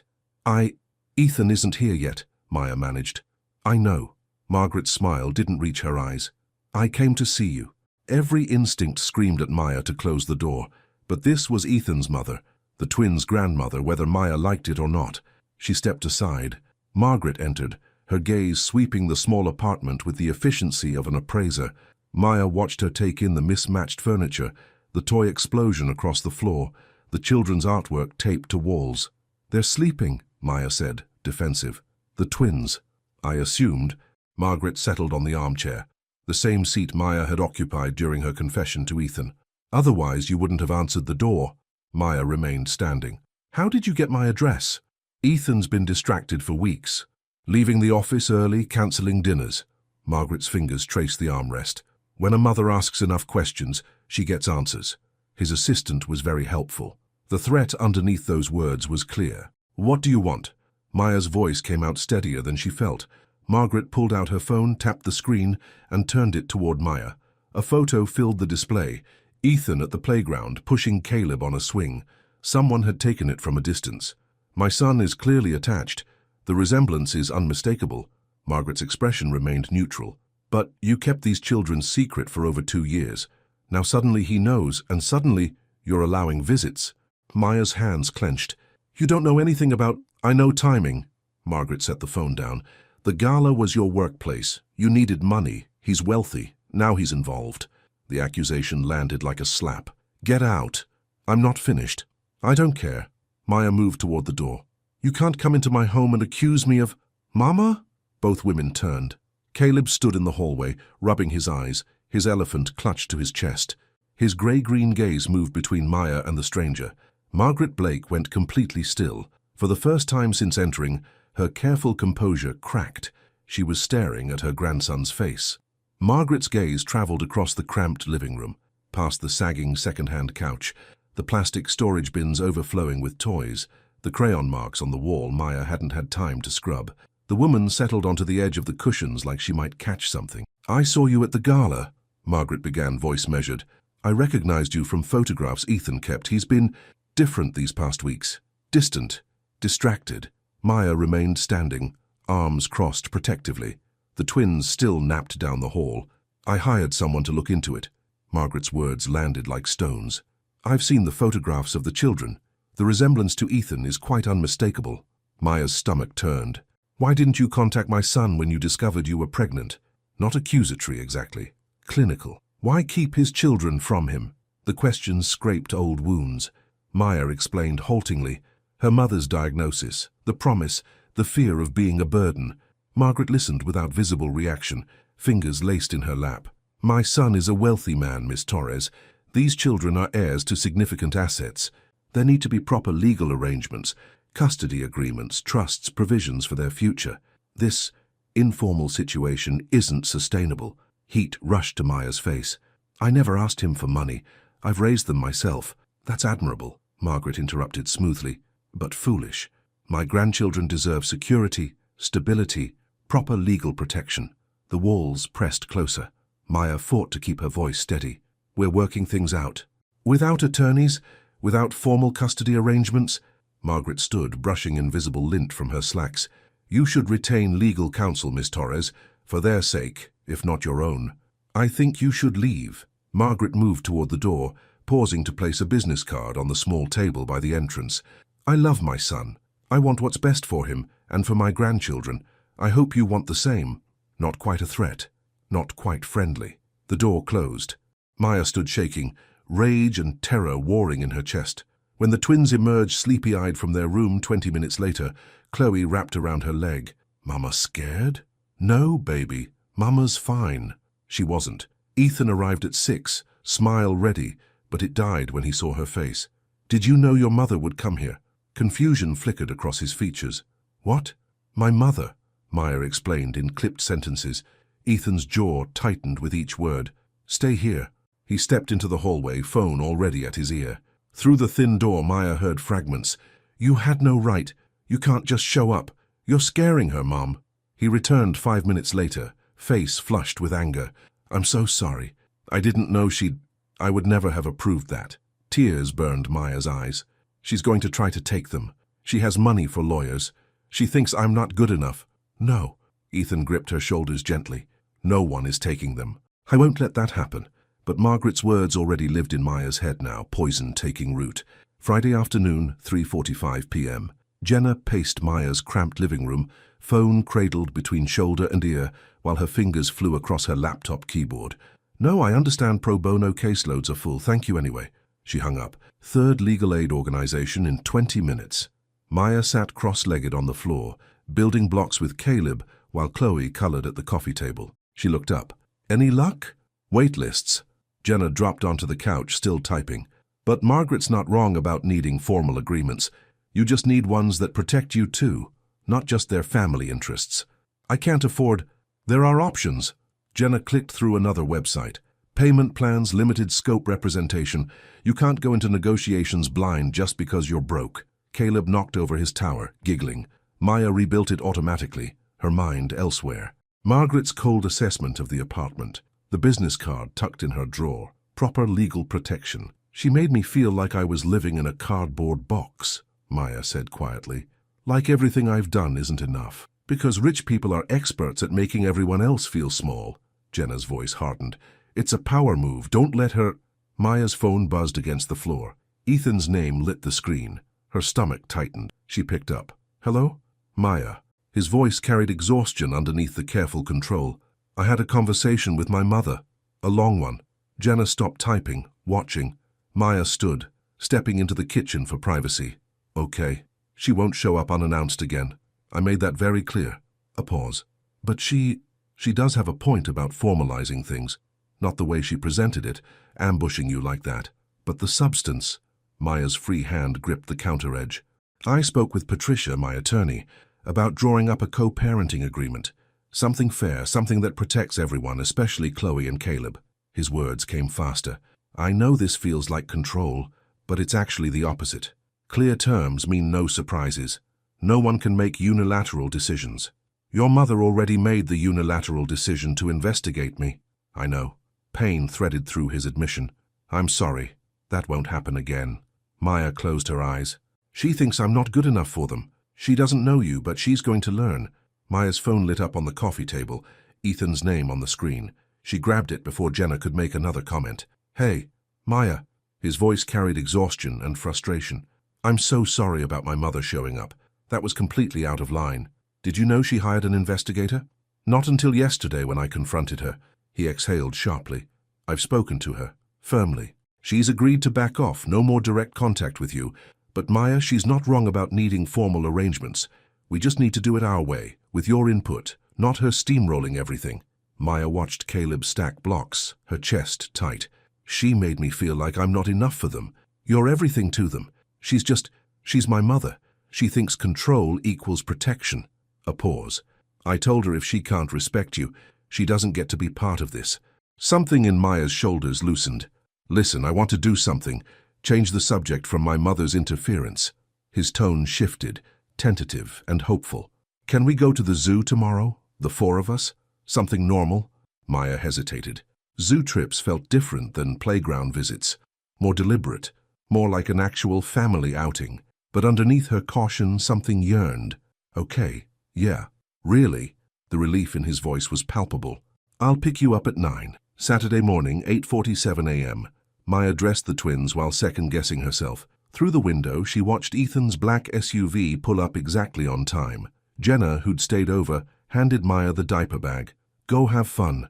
Stop overthinking." The SUV was immaculate and smelled new. In the back were 2 car seats, expensive Britax models still sporting tags. "I researched which ones had the highest safety ratings," Ethan explained, catching her expression. "The store rep said they're perfect." Maya buckled Caleb in, surprised by how easily the straps adjusted. Chloe bounced in her seat. "Big car. Mama, we in a big car." The drive across the city felt surreal. Ethan had queued up children's music, Encanto soundtrack, which sent Chloe into ecstatic singing. Caleb pointed out every truck, bus, and motorcycle with toddler intensity.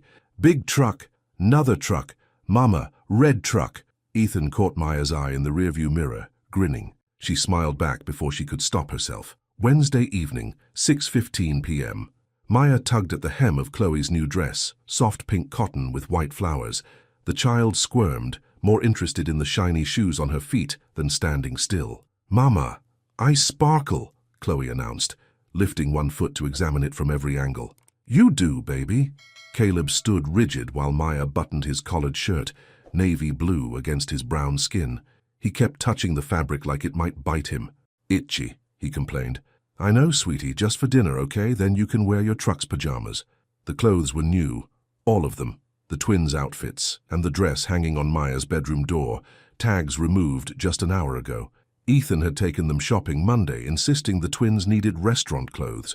She'd refused anything for herself until he'd held up the dress, simple, knee-length, deep green, and said quietly, "Please, let me do this one thing." Jenna's voice had echoed in her head, "Pick your battles." Now Maya stood in her tiny bathroom staring at her reflection. The dress fit perfectly, hugged her curves without being tight. She'd blown out her hair, put on mascara. When had she last done that? Her hands shook, fastening simple silver earrings, thrift store finds from years ago, but they caught the light. The buzzer sounded. "He's here!" Chloe shrieked, abandoning her shoe inspection to run for the door. Maya's stomach flipped. She grabbed her purse, checked her reflection one last time and walked out. Ethan stood in the doorway in dark slacks and a burgundy button-down.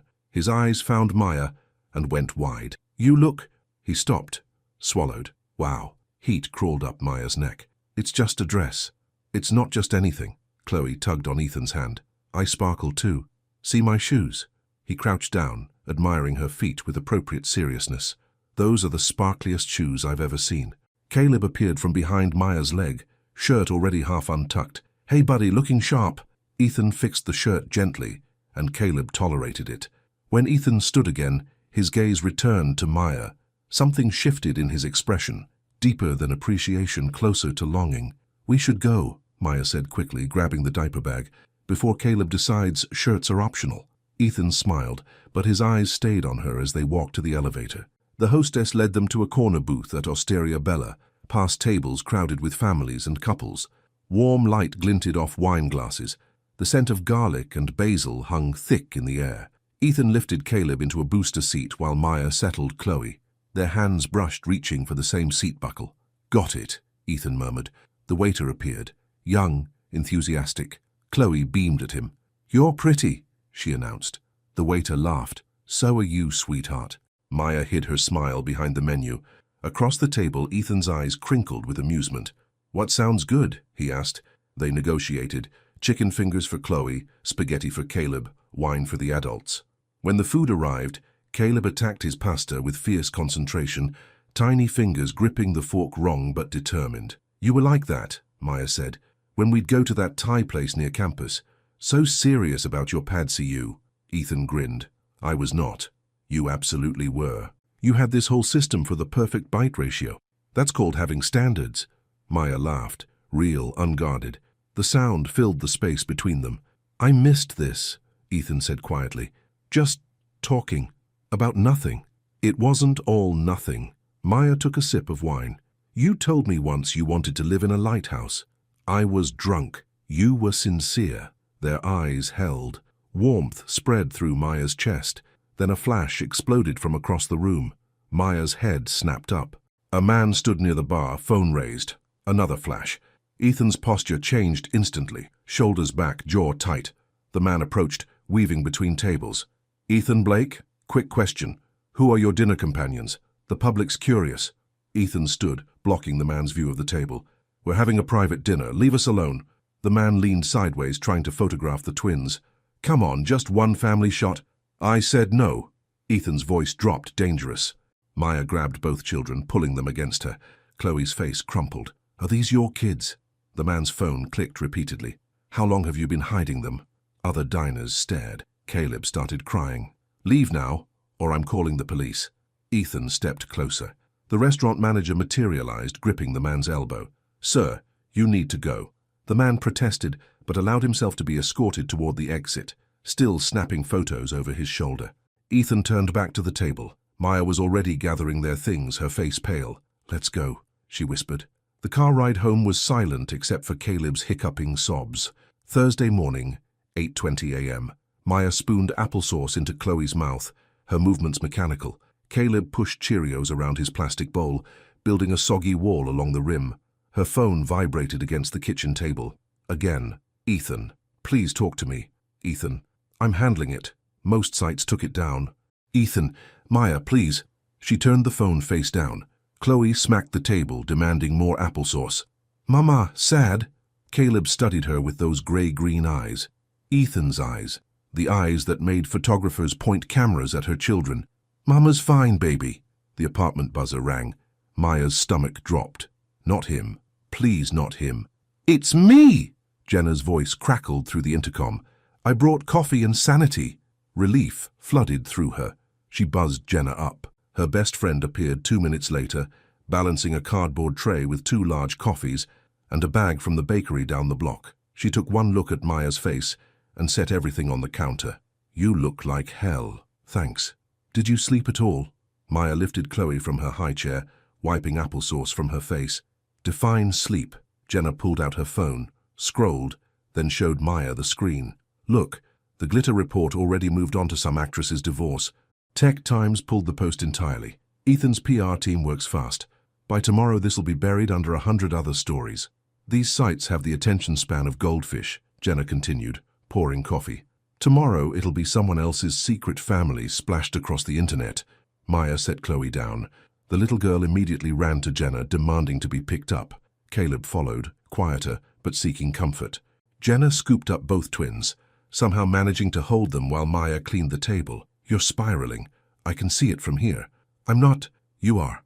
Jenna settled the twins on the couch with their cartoon. She returned to the kitchen, voice low. "What did Ethan say?" "I don't know. I haven't read his texts." Maya. "What?" She scrubbed at a dried applesauce spot that didn't exist. "What am I supposed to say? Thanks for getting my children's faces posted online." D, her face, his grey-green eyes, Ethan's eyes, serious beyond his years. The doorbell rang. Jenna swept in, carrying a cardboard tray of coffee, her expression equal parts sympathy and exasperation. "Already dying down," she announced, setting a latte in front of Maya. "These sites have the attention span of goldfish. Tomorrow it'll be someone else." Maya pulled her phone toward her, swiping through the notifications she'd been avoiding. 17 texts from Ethan, 4 missed calls. She scrolled past them to the browser she'd left open, the gossip blog from last night, the blurry photos of their table, the headlines screaming about secrets and mystery women. The comments below made her stomach turn. Gold digger, baby mama looking for a payout. Those kids could be anyone's. "Stop reading." Jenna reached across and closed the browser. "You're torturing yourself. They think I'm using him." Maya's voice came out flat. "They think I trapped him. They're strangers on the internet. They don't know you, but they know him. They know his world." Maya stood abruptly, carrying Chloe's empty bowl to the sink. "I don't belong in that world, Jenna. I never did." Caleb climbed down from his chair and wrapped himself around Maya's leg. She reached down automatically, smoothing his curls. Her phone buzzed again. "Ethan, I know you're scared. Please let me fix this." Jenna read over her shoulder. "He's trying. Give him credit for that." Maya's fingers hovered over the screen. 3 days. She needed 3 days to think, to breathe, to remember who she was before Ethan Blake reappeared and turned everything upside down. She typed quickly, "I need a few days to think. Please don't come by." The response came before she could set the phone down. "Ethan, can we talk? Just talk." Maya stared at the message. Then she turned off the screen and set the phone face down on the counter. "Maya, I'm not punishing him." She turned to face Jenna, defensive. "I'm protecting myself, protecting them." Jenna's expression softened, but her voice stayed firm. "From what? From someone who actually wants to help you. From exposure. From his world swallowing us whole." Maya gestured at her modest kitchen, the cramped space that suddenly felt safer than any expensive restaurant. "This is my life. I control it. The minute I step into his world, I lose that control. You're letting fear win again." The words hit like a slap. Maya flinched. Maya's hands trembled as she buttoned Caleb's shirt, tiny blue checks that matched his eyes. Chloe spun in her new dress, navy with white flowers, completely oblivious to her mother's panic. "Mama pretty," Caleb announced, touching the hem of Maya's grey dress. She'd changed 3 times. The first outfit felt too casual, like she wasn't trying. The second too formal, like she was trying too hard. This one, simple, modest, a cardigan covering her arms, would have to do. She caught her reflection in the bathroom mirror. No amount of preparation would make her feel ready for this. Her phone buzzed. Jenna's name lit the screen. "You better not be hiding in the bathroom," Jenna said without preamble. "I'm dressing the twins." "Liar. You're spiraling." A pause. "Listen to me. You're their mother. You've kept those babies alive and loved for 2 years on nothing but determination and love. Margaret Blake should be thanking you, not judging you.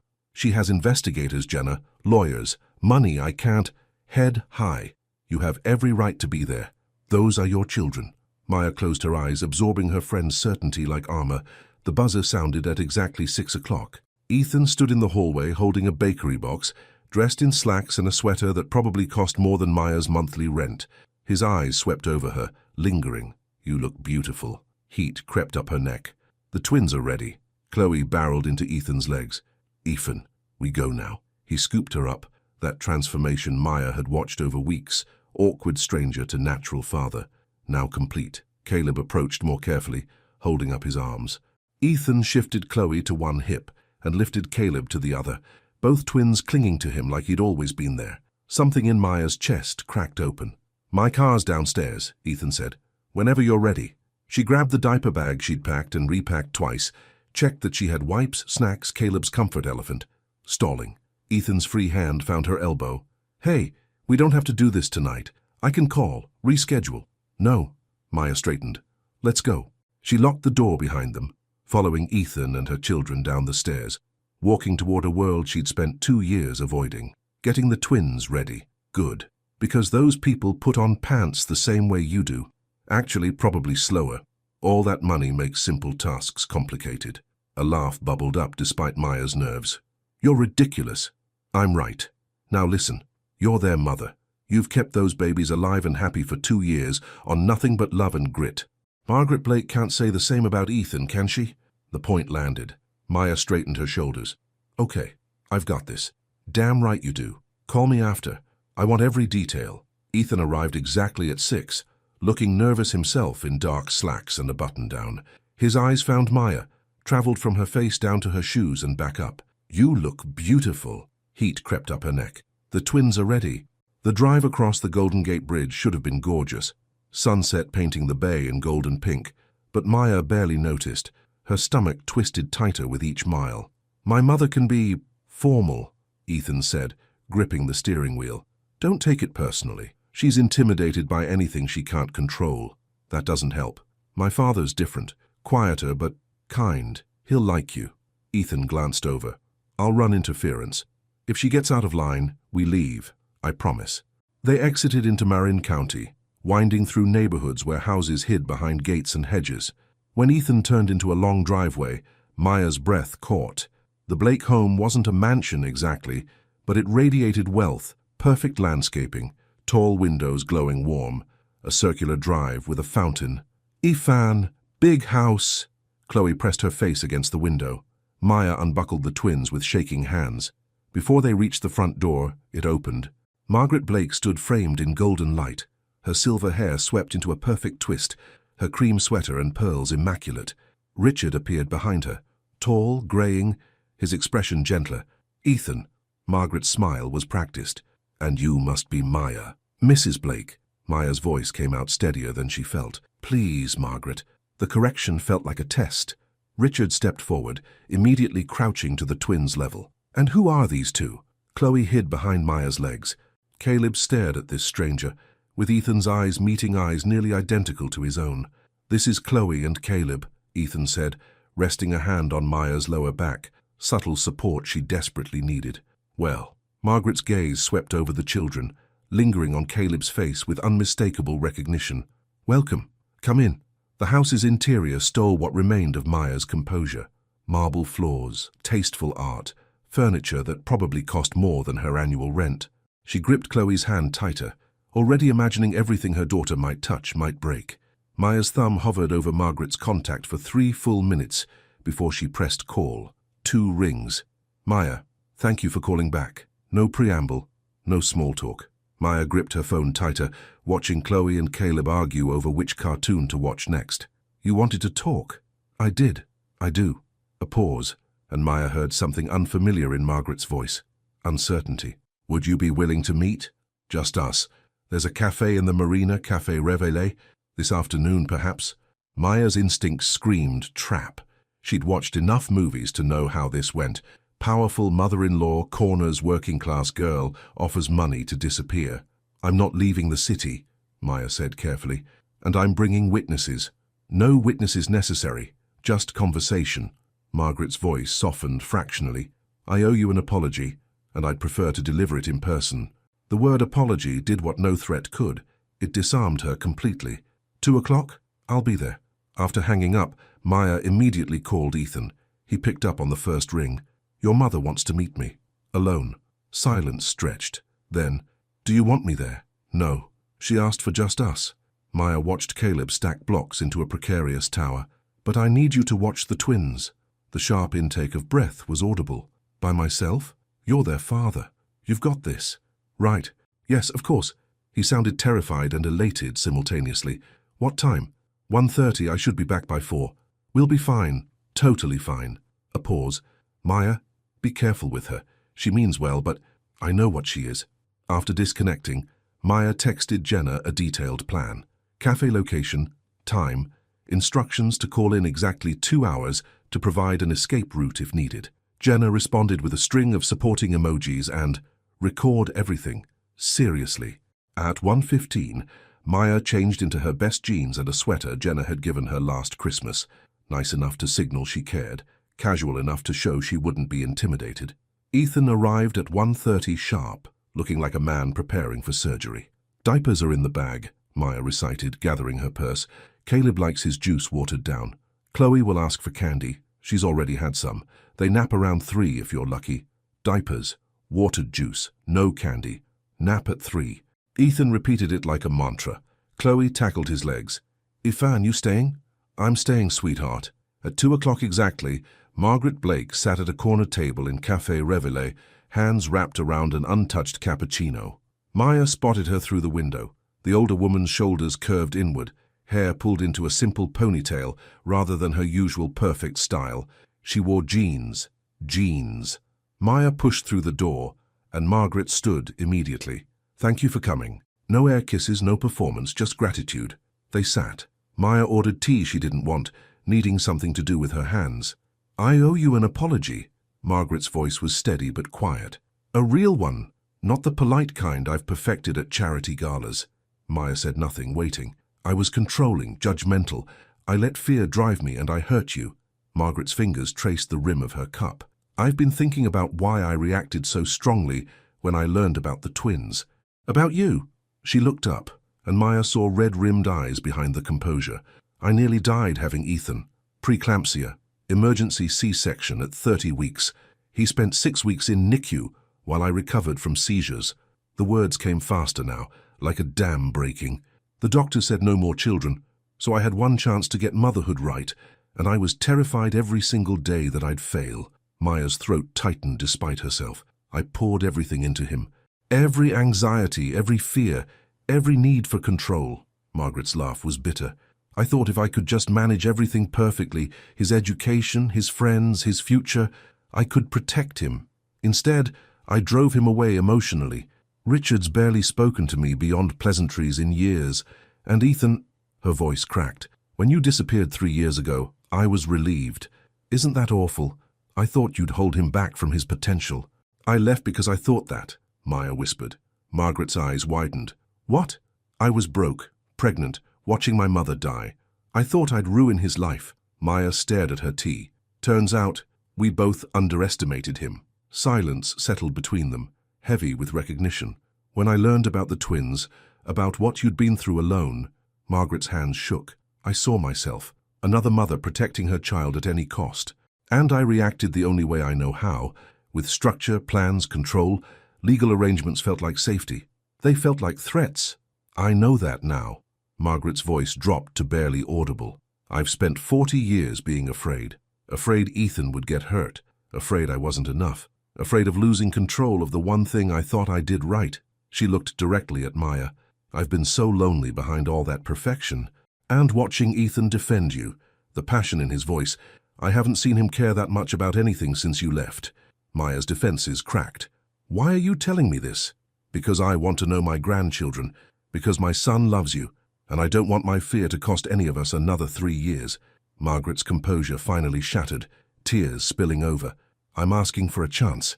Not to control, just to be included. Maya reached across the table, surprising them both, and squeezed Margaret's hand. Okay.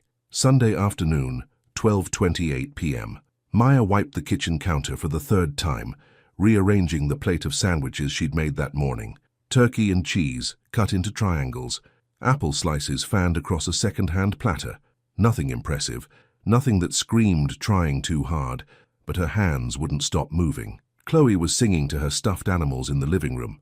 Caleb had lined up his toy cars with intense concentration, creating a traffic jam across the coffee table. The doorbell rang. Maya's stomach dropped. She smoothed her shirt, just a plain cotton top, nothing special, and walked to the door before she could overthink it. Margaret Blake stood in the hallway holding a white bakery box tied with string, but it wasn't the dessert that made Maya blink. Jeans, faded denim, and a soft grey sweater that looked like something a normal person might wear to the grocery store. Her hair was pulled back in a simple ponytail. No pearls, no armor. I hope I'm not early. Margaret's smile was tentative, uncertain in a way Maya had never seen. Right on time. Maya stepped back, holding the door open. Margaret entered slowly, as if the small apartment might reject her. Her eyes swept the space, not with the cool assessment from her first visit, but something softer. She noticed the finger paintings taped to the wall, the basket of toys overflowing near the couch, the framed photo of Maya's mother holding newborn twins. Grandma! Chloe abandoned her stuffed animals and ran over. No shyness at all. Margaret crouched down, setting the bakery box carefully on the floor. Hello, sweetheart. Caleb hung back, watching from behind his car collection. I brought cookies, Margaret said, directing the words to both twins but not pushing. Chocolate chip. Your daddy told me those are your favorite. Cookies! Chloe bounced on her toes. Margaret glanced up at Maya, asking permission without words. Maya nodded. After lunch. After lunch, Margaret agreed, standing. She picked up the box and held it out. Where should I put this? Kitchen's fine. Maya led the way, hyper-aware of the chipped countertop, the mismatched dishes in the drying rack, the refrigerator covered in crayon scribbles and alphabet magnets. Margaret set the box down gently, then turned to face the small kitchen like she was seeing it for the first time. It's lovely, Maya almost laughed. Lovely. This cramped space where she could barely turn around, where she'd cried over bills at 2 a.m., where she'd fed her babies while grieving her mother. But Margaret's voice held no condescension. She was looking at the twins' artwork on the fridge, at the growth chart penciled on the doorframe, at the evidence of life actually lived. Thank you for having me, Margaret said quietly. Margaret crouched on the worn carpet, Caleb's toy truck in her hand. She rolled it gently toward him, and he snatched it back, examining her with those Blake eyes. What does it do? She asked. Caleb demonstrated by crashing it into a block tower. Chloe shrieked with laughter. Maya watched from the couch, tea growing cold between her palms. Margaret Blake, the woman who'd invaded this apartment weeks ago, radiating judgment, now sat cross-legged on the floor, her designer jeans grass-stained at the knees, letting a 2-year-old demolish her carefully constructed city. Again! Chloe demanded, shoving blocks toward her grandmother. Margaret rebuilt without complaint. What should we make this time? Castle, Chloe declared. For princesses. Excellent choice. Over sandwiches, Margaret asked about Maya's degree program. Not the way someone makes conversation, the way someone actually listens. Early childhood education, Maya said, defensive habit making her add, I know it's not. My mother taught kindergarten for 30 years. Margaret wiped mustard from Chloe's chin. She said it was the most important work she ever did, shaping minds before they learned to doubt themselves. Maya blinked. I didn't know that. I don't talk about her much. Margaret's smile went distant. She wouldn't have approved of how She would have liked you, I think. The doorbell interrupted. Richard appeared with a stack of worn hardcovers. Where the Wild Things Are, Goodnight Moon. Classics with cracked spines and crayon marks. Ethan's, he explained, settling into the armchair. Thought the twins might enjoy them. Caleb climbed into his lap immediately, shocking everyone. Richard's face transformed, something unguarded and tender breaking through.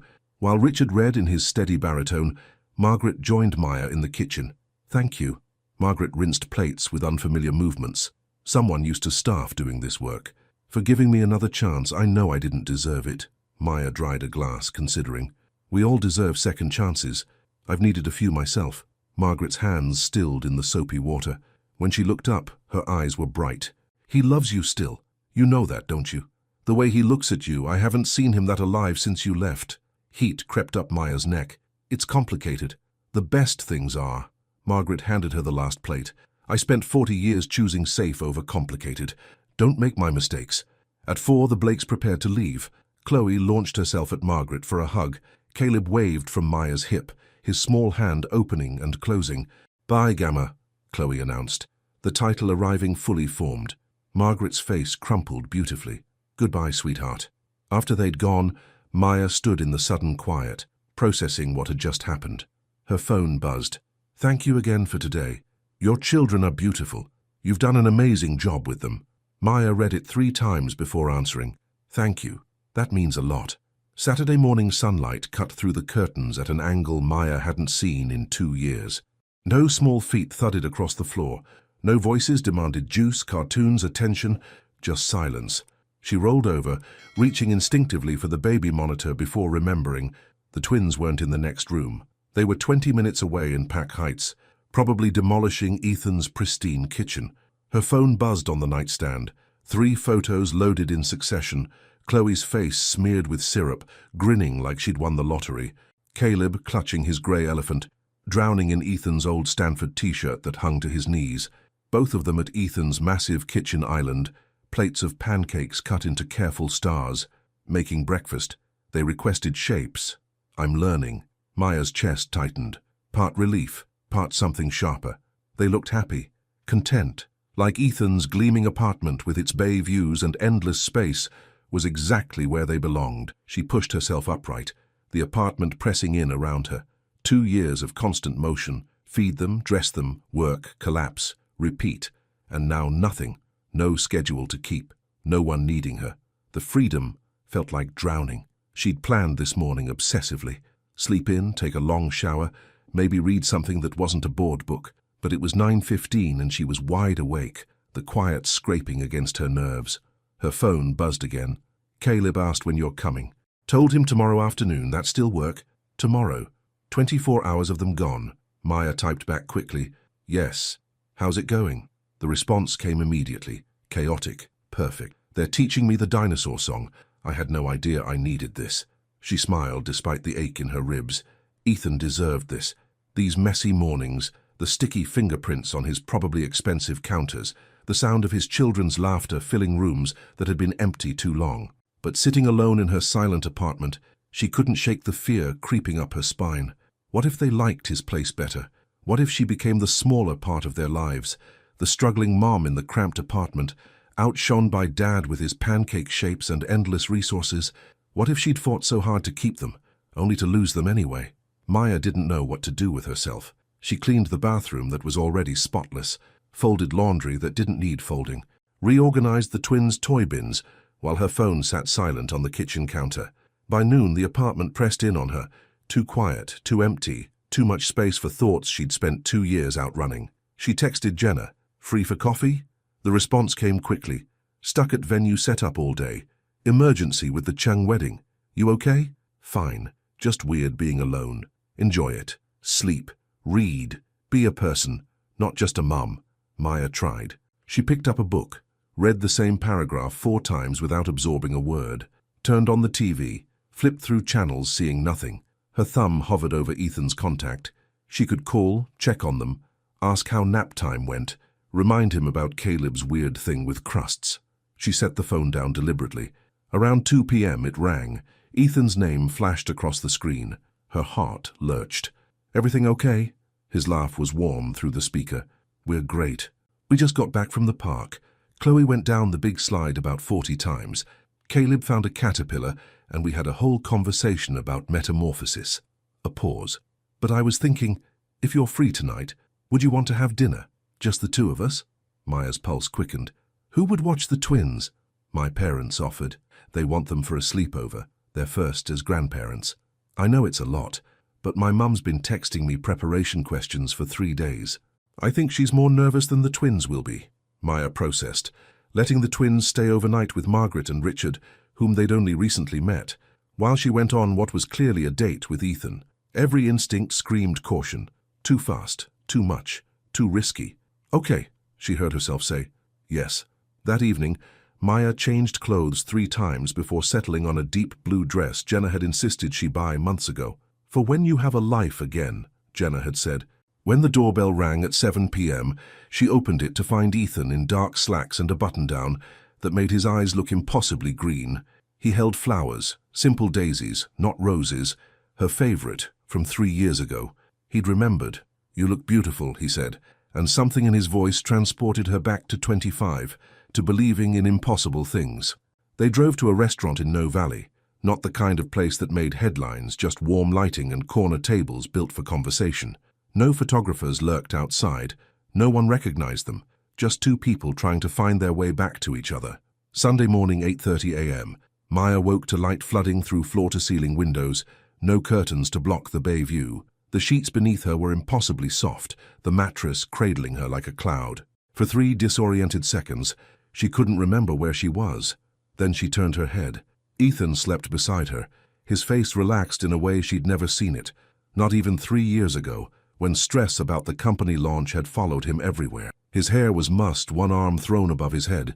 In sleep, he looked younger, more like the man who'd proposed to her in that cramped college apartment, kneeling on worn carpet with a ring he'd saved 6 months to buy. She studied him, the faint lines at his eyes that hadn't been there before, the shadow of stubble along his jaw, the rise and fall of his chest. Her body remembered his with startling clarity, the calluses on his palms, the catch in his breath when she'd kissed his throat, the way he'd whispered her name like a prayer. This is real. I'm really here. Panic started to climb her ribs. What had she done? The twins were with his parents. She'd spent the night in his bed. She'd let herself want this, let herself. His eyes opened. Grey-green, exactly like Caleb's. Exactly like she remembered. Hi, he said softly, voice rough with sleep. Hi, she responded. Neither moved. They just looked at each other, and something shifted in Maya's chest, the knot of fear loosening, warmth flooding where terror had lived. Ethan smiled. Not his polished CEO smile, not his careful co-parenting smile. The crooked, genuine grin he'd given her the first time she agreed to go out with him, standing outside the community center, in paint-stained jeans. Maya smiled back, feeling suddenly impossibly 16, giddy and terrified, and hopeful in ways she'd forgotten were possible. You're still here, he said. I'm still here. Good. He reached for her hand beneath the covers, threading their fingers together. Maya, about last night. Don't. She squeezed his hand. Don't apologize or overthink it. Not yet, just let me have this for a minute. So they lay there in expensive sheets with morning sun painting gold across unfamiliar walls, holding hands like teenagers who discovered something precious and fragile when they were together before. His dark hair stuck up on one side. 3 years of missing him collapsed into this single moment. Hi, he murmured, eyes opening. Hi, she whispered back. They smiled at each other like teenagers caught sneaking out. Ethan made coffee while Maya borrowed his shirt, soft cotton that hung to her thighs. The balcony overlooked the bay, morning sun turning the water silver. She wrapped both hands around the mug he gave her, suddenly aware of how much this simple gesture cost. The coffee maker alone probably equaled her monthly grocery budget. You're thinking too hard, Ethan observed, settling into the chair beside hers. I don't belong here. The words escaped before she could stop them. This apartment costs more than I've made in my lifetime. He set down his mug. It's just a place, Maya. 4 walls and expensive rent. What matters is us, the twins, building something that works. But how does it work? She gestured at the skyline, the gleaming towers. Your world and mine, they're not the same. Then we build a new one. He reached for her hand. What do you want? Really want beyond just surviving? She'd spent so long thinking in terms of bills paid, mouths fed, one day at a time. I want to finish my degree. I want a career helping kids, not just serving champagne to rich people at galas. She paused. I want to give Chloe and Caleb stability, and I want... Her throat tightened. I want to be with you. If we can figure out how, here's how. Ethan leaned forward. I cover your tuition and living expenses so you can go back to school. Not a loan, an investment in our family. Her spine stiffened. I'm not taking. I missed 2 years of supporting my children. His voice was gentle but firm. 2 years of diapers, doctor visits, everything. Let me catch up. She wanted to argue.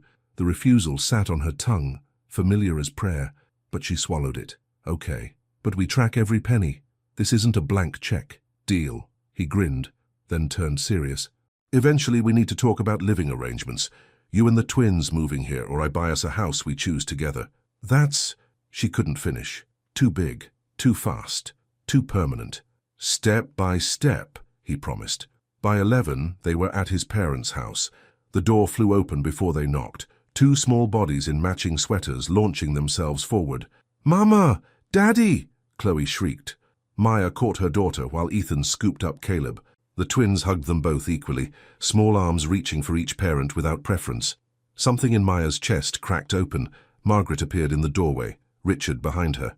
New toys littered the entryway. They were perfect angels, Margaret said, though her eyes suggested otherwise. She touched Maya's elbow. Could I speak with you a moment? Inside, while Ethan gathered scattered belongings, Margaret handed Maya a manila envelope. My non-profits scholarship applications. Spring semester deadline is next week. Maya studied the older woman's face, searching for manipulation, found only genuine offering. Thank you, she said quietly. In the car, Chloe's voice carried from the back seat. Grandma Margaret lets us have 2 cookies. Maya caught Ethan's eye. His mouth twitched. First taste of grandparent spoiling. The afternoon unfolded in Maya's apartment with the comfortable chaos of family.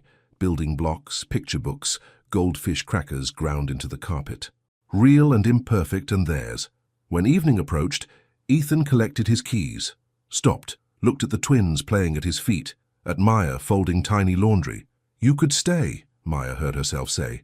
Dinner, bath time, bedtime, together. His whole face transformed. Yeah? Yeah? The pasta water boiled over. Maya lunged for the stove, phone pressed to her ear, barely registering the hiss of water hitting the burner. I'm sorry, could you repeat that? You've been selected, Jennifer Lee said again, warmth in her voice. Full tuition, plus a stipend for books and childcare expenses. We were impressed by your application and your letters of recommendation.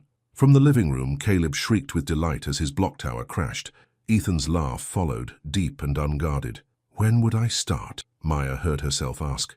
Spring semester begins January 8th. You'd be taking 12 credits toward your early childhood education degree. We'll send the official packet tomorrow, but I wanted to call personally. Congratulations, Ms. Torres. The call ended. Maya stood frozen, wooden spoon dripping onto the floor. Mama? Chloe appeared at her elbow. Dinner ready? Not yet, baby. Her voice sounded strange, distant. Ethan came into the kitchen, Caleb riding his shoulders. He took one look at her face and set Caleb down. Go play with your sister. He waited until both twins scampered off before touching her arm. What happened? I got it. The words came out flat. Shocked. The scholarship. Full tuition. I'm going back to school. His face split into a grin. Maya, I can finish my degree. She finally looked at him, eyes wide. I can actually finish. Of course you can. He pulled her close, mindful of the spoon still in her hand. I never doubted it. She buried her face in his chest, overwhelmed. 3 years ago, dropping out had felt like closing a door permanently. Her mother's illness, the pregnancy, the twins, each circumstance had seemed like another lock clicking into place. She'd convinced herself that door would never open again. What if I can't do it? The fear slipped out before she could stop it. Full-time school, the twins, work. You won't be doing it alone. Ethan pulled back to meet her eyes. That's the whole point. You don't have to carry everything by yourself anymore. Chloe reappeared, tugging Maya's leg. Mama, I'm hungry. Maya laughed, the sound shaky but real. Okay, baby. Dinner's coming. Maya turned from the stove, phone still in her hand, staring at nothing. Mama? Caleb appeared at her elbow, block clutched against his chest. What's wrong? Nothing's wrong, baby. Her voice sounded distant, not quite her own. Ethan stood from the living room floor, reading her face. Maya? I got it. The words came out breathless. The scholarship, full tuition plus stipend for childcare. I start in January. He crossed the kitchen in 3 strides and lifted her clean off her feet, spinning her around. The twins shrieked. bouncing on their toes, not understanding but feeding off the energy in the room. "We're celebrating," Chloe announced, because celebration meant good things, meant ice cream or staying up late.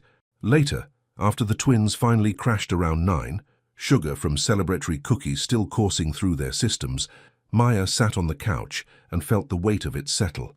"I start in 3 weeks." She pressed her palms against her knees. "Classes 4 days a week, plus study time, plus work. I haven't been a student in over 3 years. What if I—" "You'll be amazing."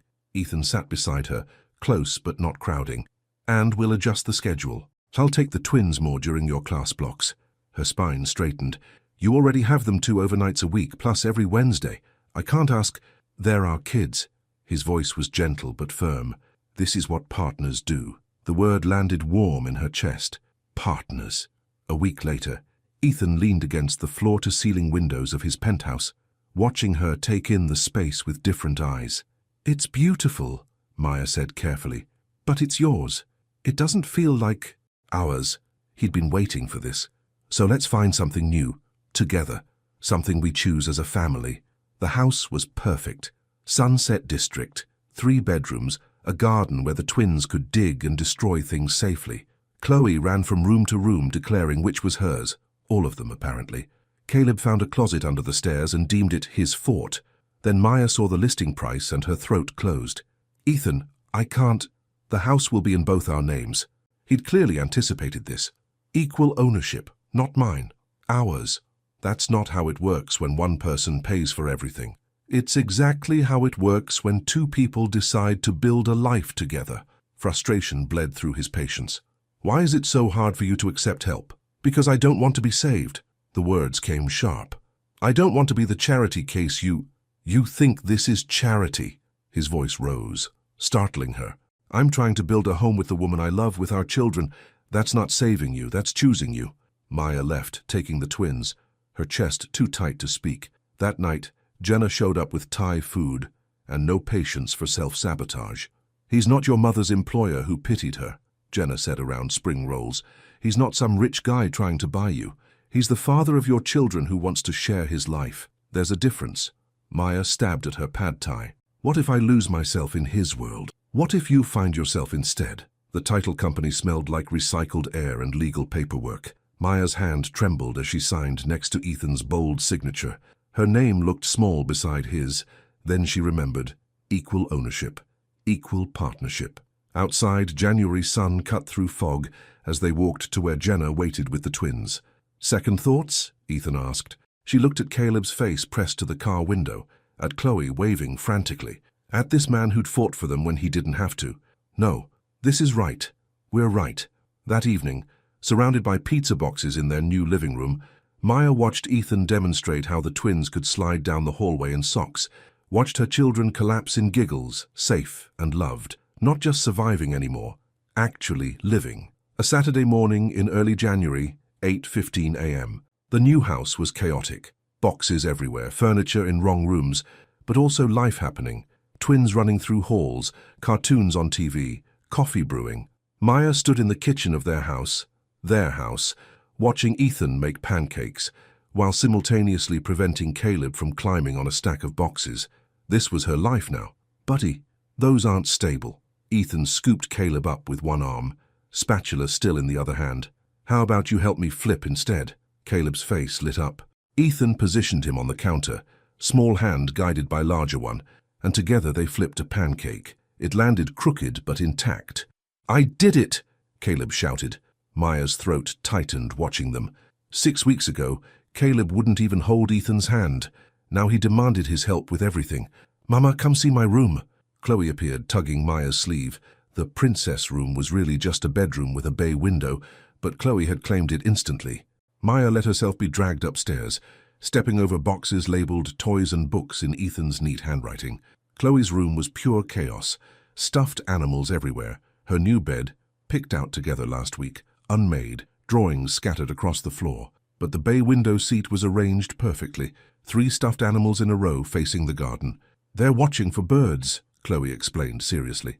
Maya sat on the window seat, pulling her daughter into her lap. Through the glass she could see their backyard, still mostly dirt, but Ethan had plans for a play structure. Their neighbor's cat prowled along the fence line. You like the new house? Maya asked. Chloe nodded enthusiastically. Daddy's here all the time now. Daddy. The word still caught Maya off guard sometimes, even though she'd heard it 100 times, even though she'd been the one to confirm it. Yeah, baby. He lives here now. With us. Good. Chloe wiggled free, already distracted by a doll under the bed. Maya stayed at the window looking out at the garden, the neighboring houses, the slice of city visible beyond. Not the outer sunset apartment where she'd survived. Not Ethan's penthouse where she'd felt like a visitor. Home. Caleb's face lit up. Ethan positioned him on the counter, guiding his small hand on the spatula handle. Ready? Flip! The pancake landed, half-folded. Caleb giggled. Ethan kissed the top of his head. Perfect. Best pancake I've ever seen. Maya's chest tightened watching them. Her son, Ethan's dimple. Their easy affection. 3 months ago, this scene would have been impossible to imagine. Mama! I want chocolate chips. Chloe appeared at Maya's hip, tugging her pajama pants. After regular pancakes, Maya countered. But Daddy said, nice try. Maya shot Ethan a look. He had the grace to look sheepish. I said maybe. He amended weakly. They'd had this conversation twice already this week. Ethan's instinct was yes to everything. Maya held boundaries the twins needed. Learning to navigate between them took daily effort. Later, after breakfast plates were cleared, and the twins occupied with new coloring books in the living room, Margaret and Richard arrived with a perfectly wrapped box. We brought a housewarming gift, Margaret announced, though her eyes were already scanning for her grandchildren. Where are my... Grandma! Chloe's shriek cut through the house. She and Caleb barreled into the entryway, nearly tackling Margaret. Richard crouched immediately. What have you two been up to? We have our own rooms, Caleb reported solemnly. Mine has trucks. And mine has butterflies, Chloe added, grabbing Richard's hand. Come see. The twins dragged their grandparents upstairs. Maya and Ethan followed, watching Richard admire block towers and Margaret exclaim over crayon drawings taped to walls. The older woman's designer clothes looked absurd kneeling on the carpet, but she didn't hesitate. This is lovely, Margaret told Maya quietly, while the twins showed Richard their shared bathroom. Really? You've made it a home? Maya heard what wasn't said. This house was theirs, not Ethan's handed down, equal ground. Thank you for the scholarship recommendation, Maya said. Classes start Monday. I'm terrified. You'll be wonderful. Margaret squeezed her hand. And if you ever need an extra set of hands with these two, call me. I mean it. That evening, after the Blakes left and the twins finally collapsed into bed, Maya stood in the master bedroom doorway. Boxes still lined one wall, waiting to be unpacked. Ethan sat on their bed, scrolling through his phone. I'm scared about Monday, she admitted. He set the phone down. You're going to be amazing. What if I can't balance everything? School, the twins, us. Then we adjust. He pulled her onto the bed beside him. I've cleared my mornings for drop-offs. My mom offered Wednesdays. We'll figure it out. Maya studied his face. 3 years ago, she'd faced her mother's diagnosis alone because she couldn't imagine burdening him. Now he was rearranging his life around her dreams. Thank you, she whispered, for not giving up, for fighting for us. Ethan cupped her face, thumbs brushing her cheekbones.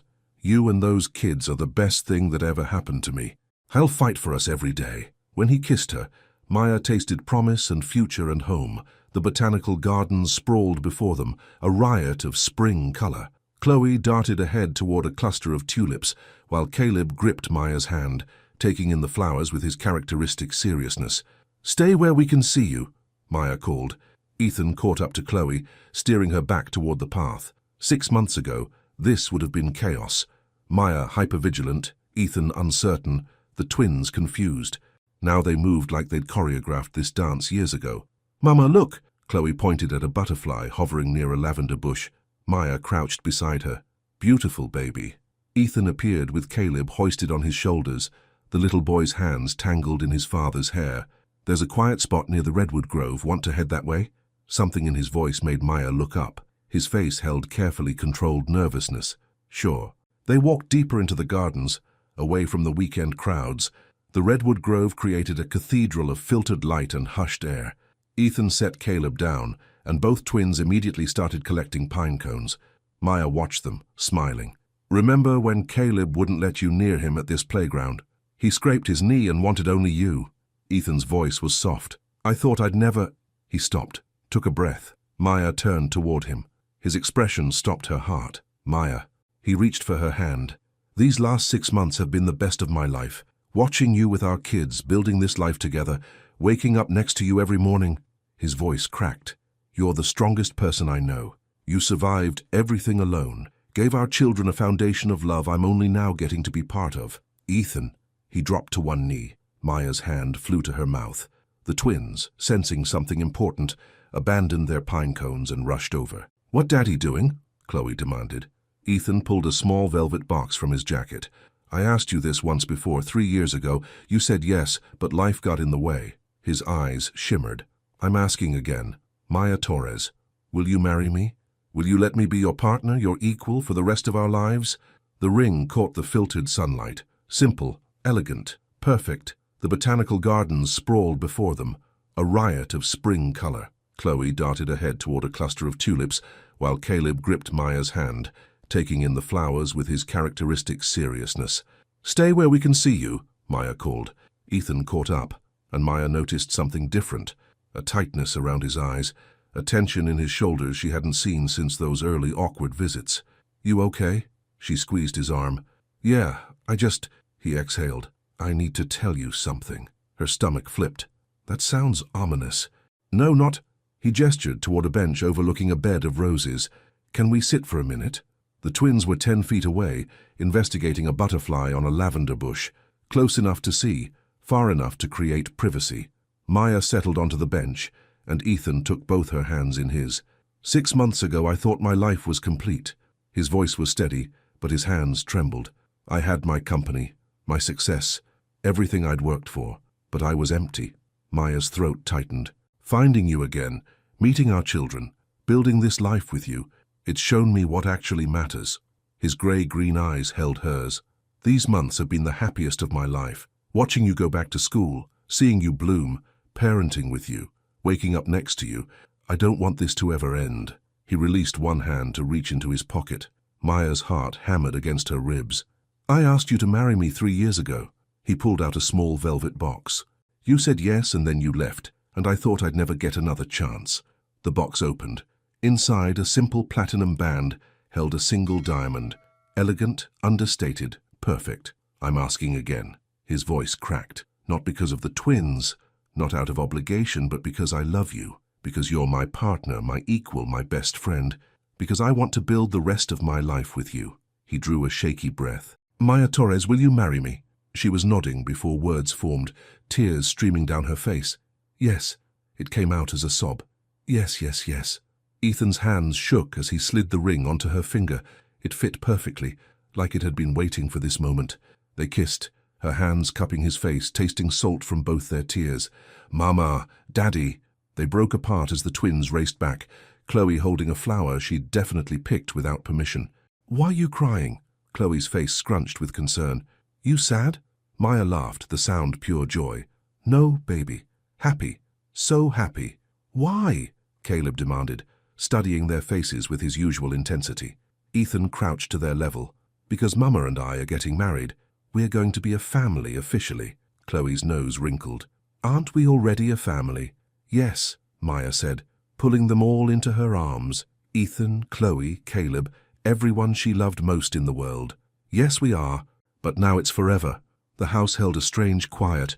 No cartoon soundtrack, no thundering toddler feet, no demands for snacks or juice or just one more story. Maya stood in the kitchen, bare feet on cool tile, studying the refrigerator gallery. The twins' artwork dominated.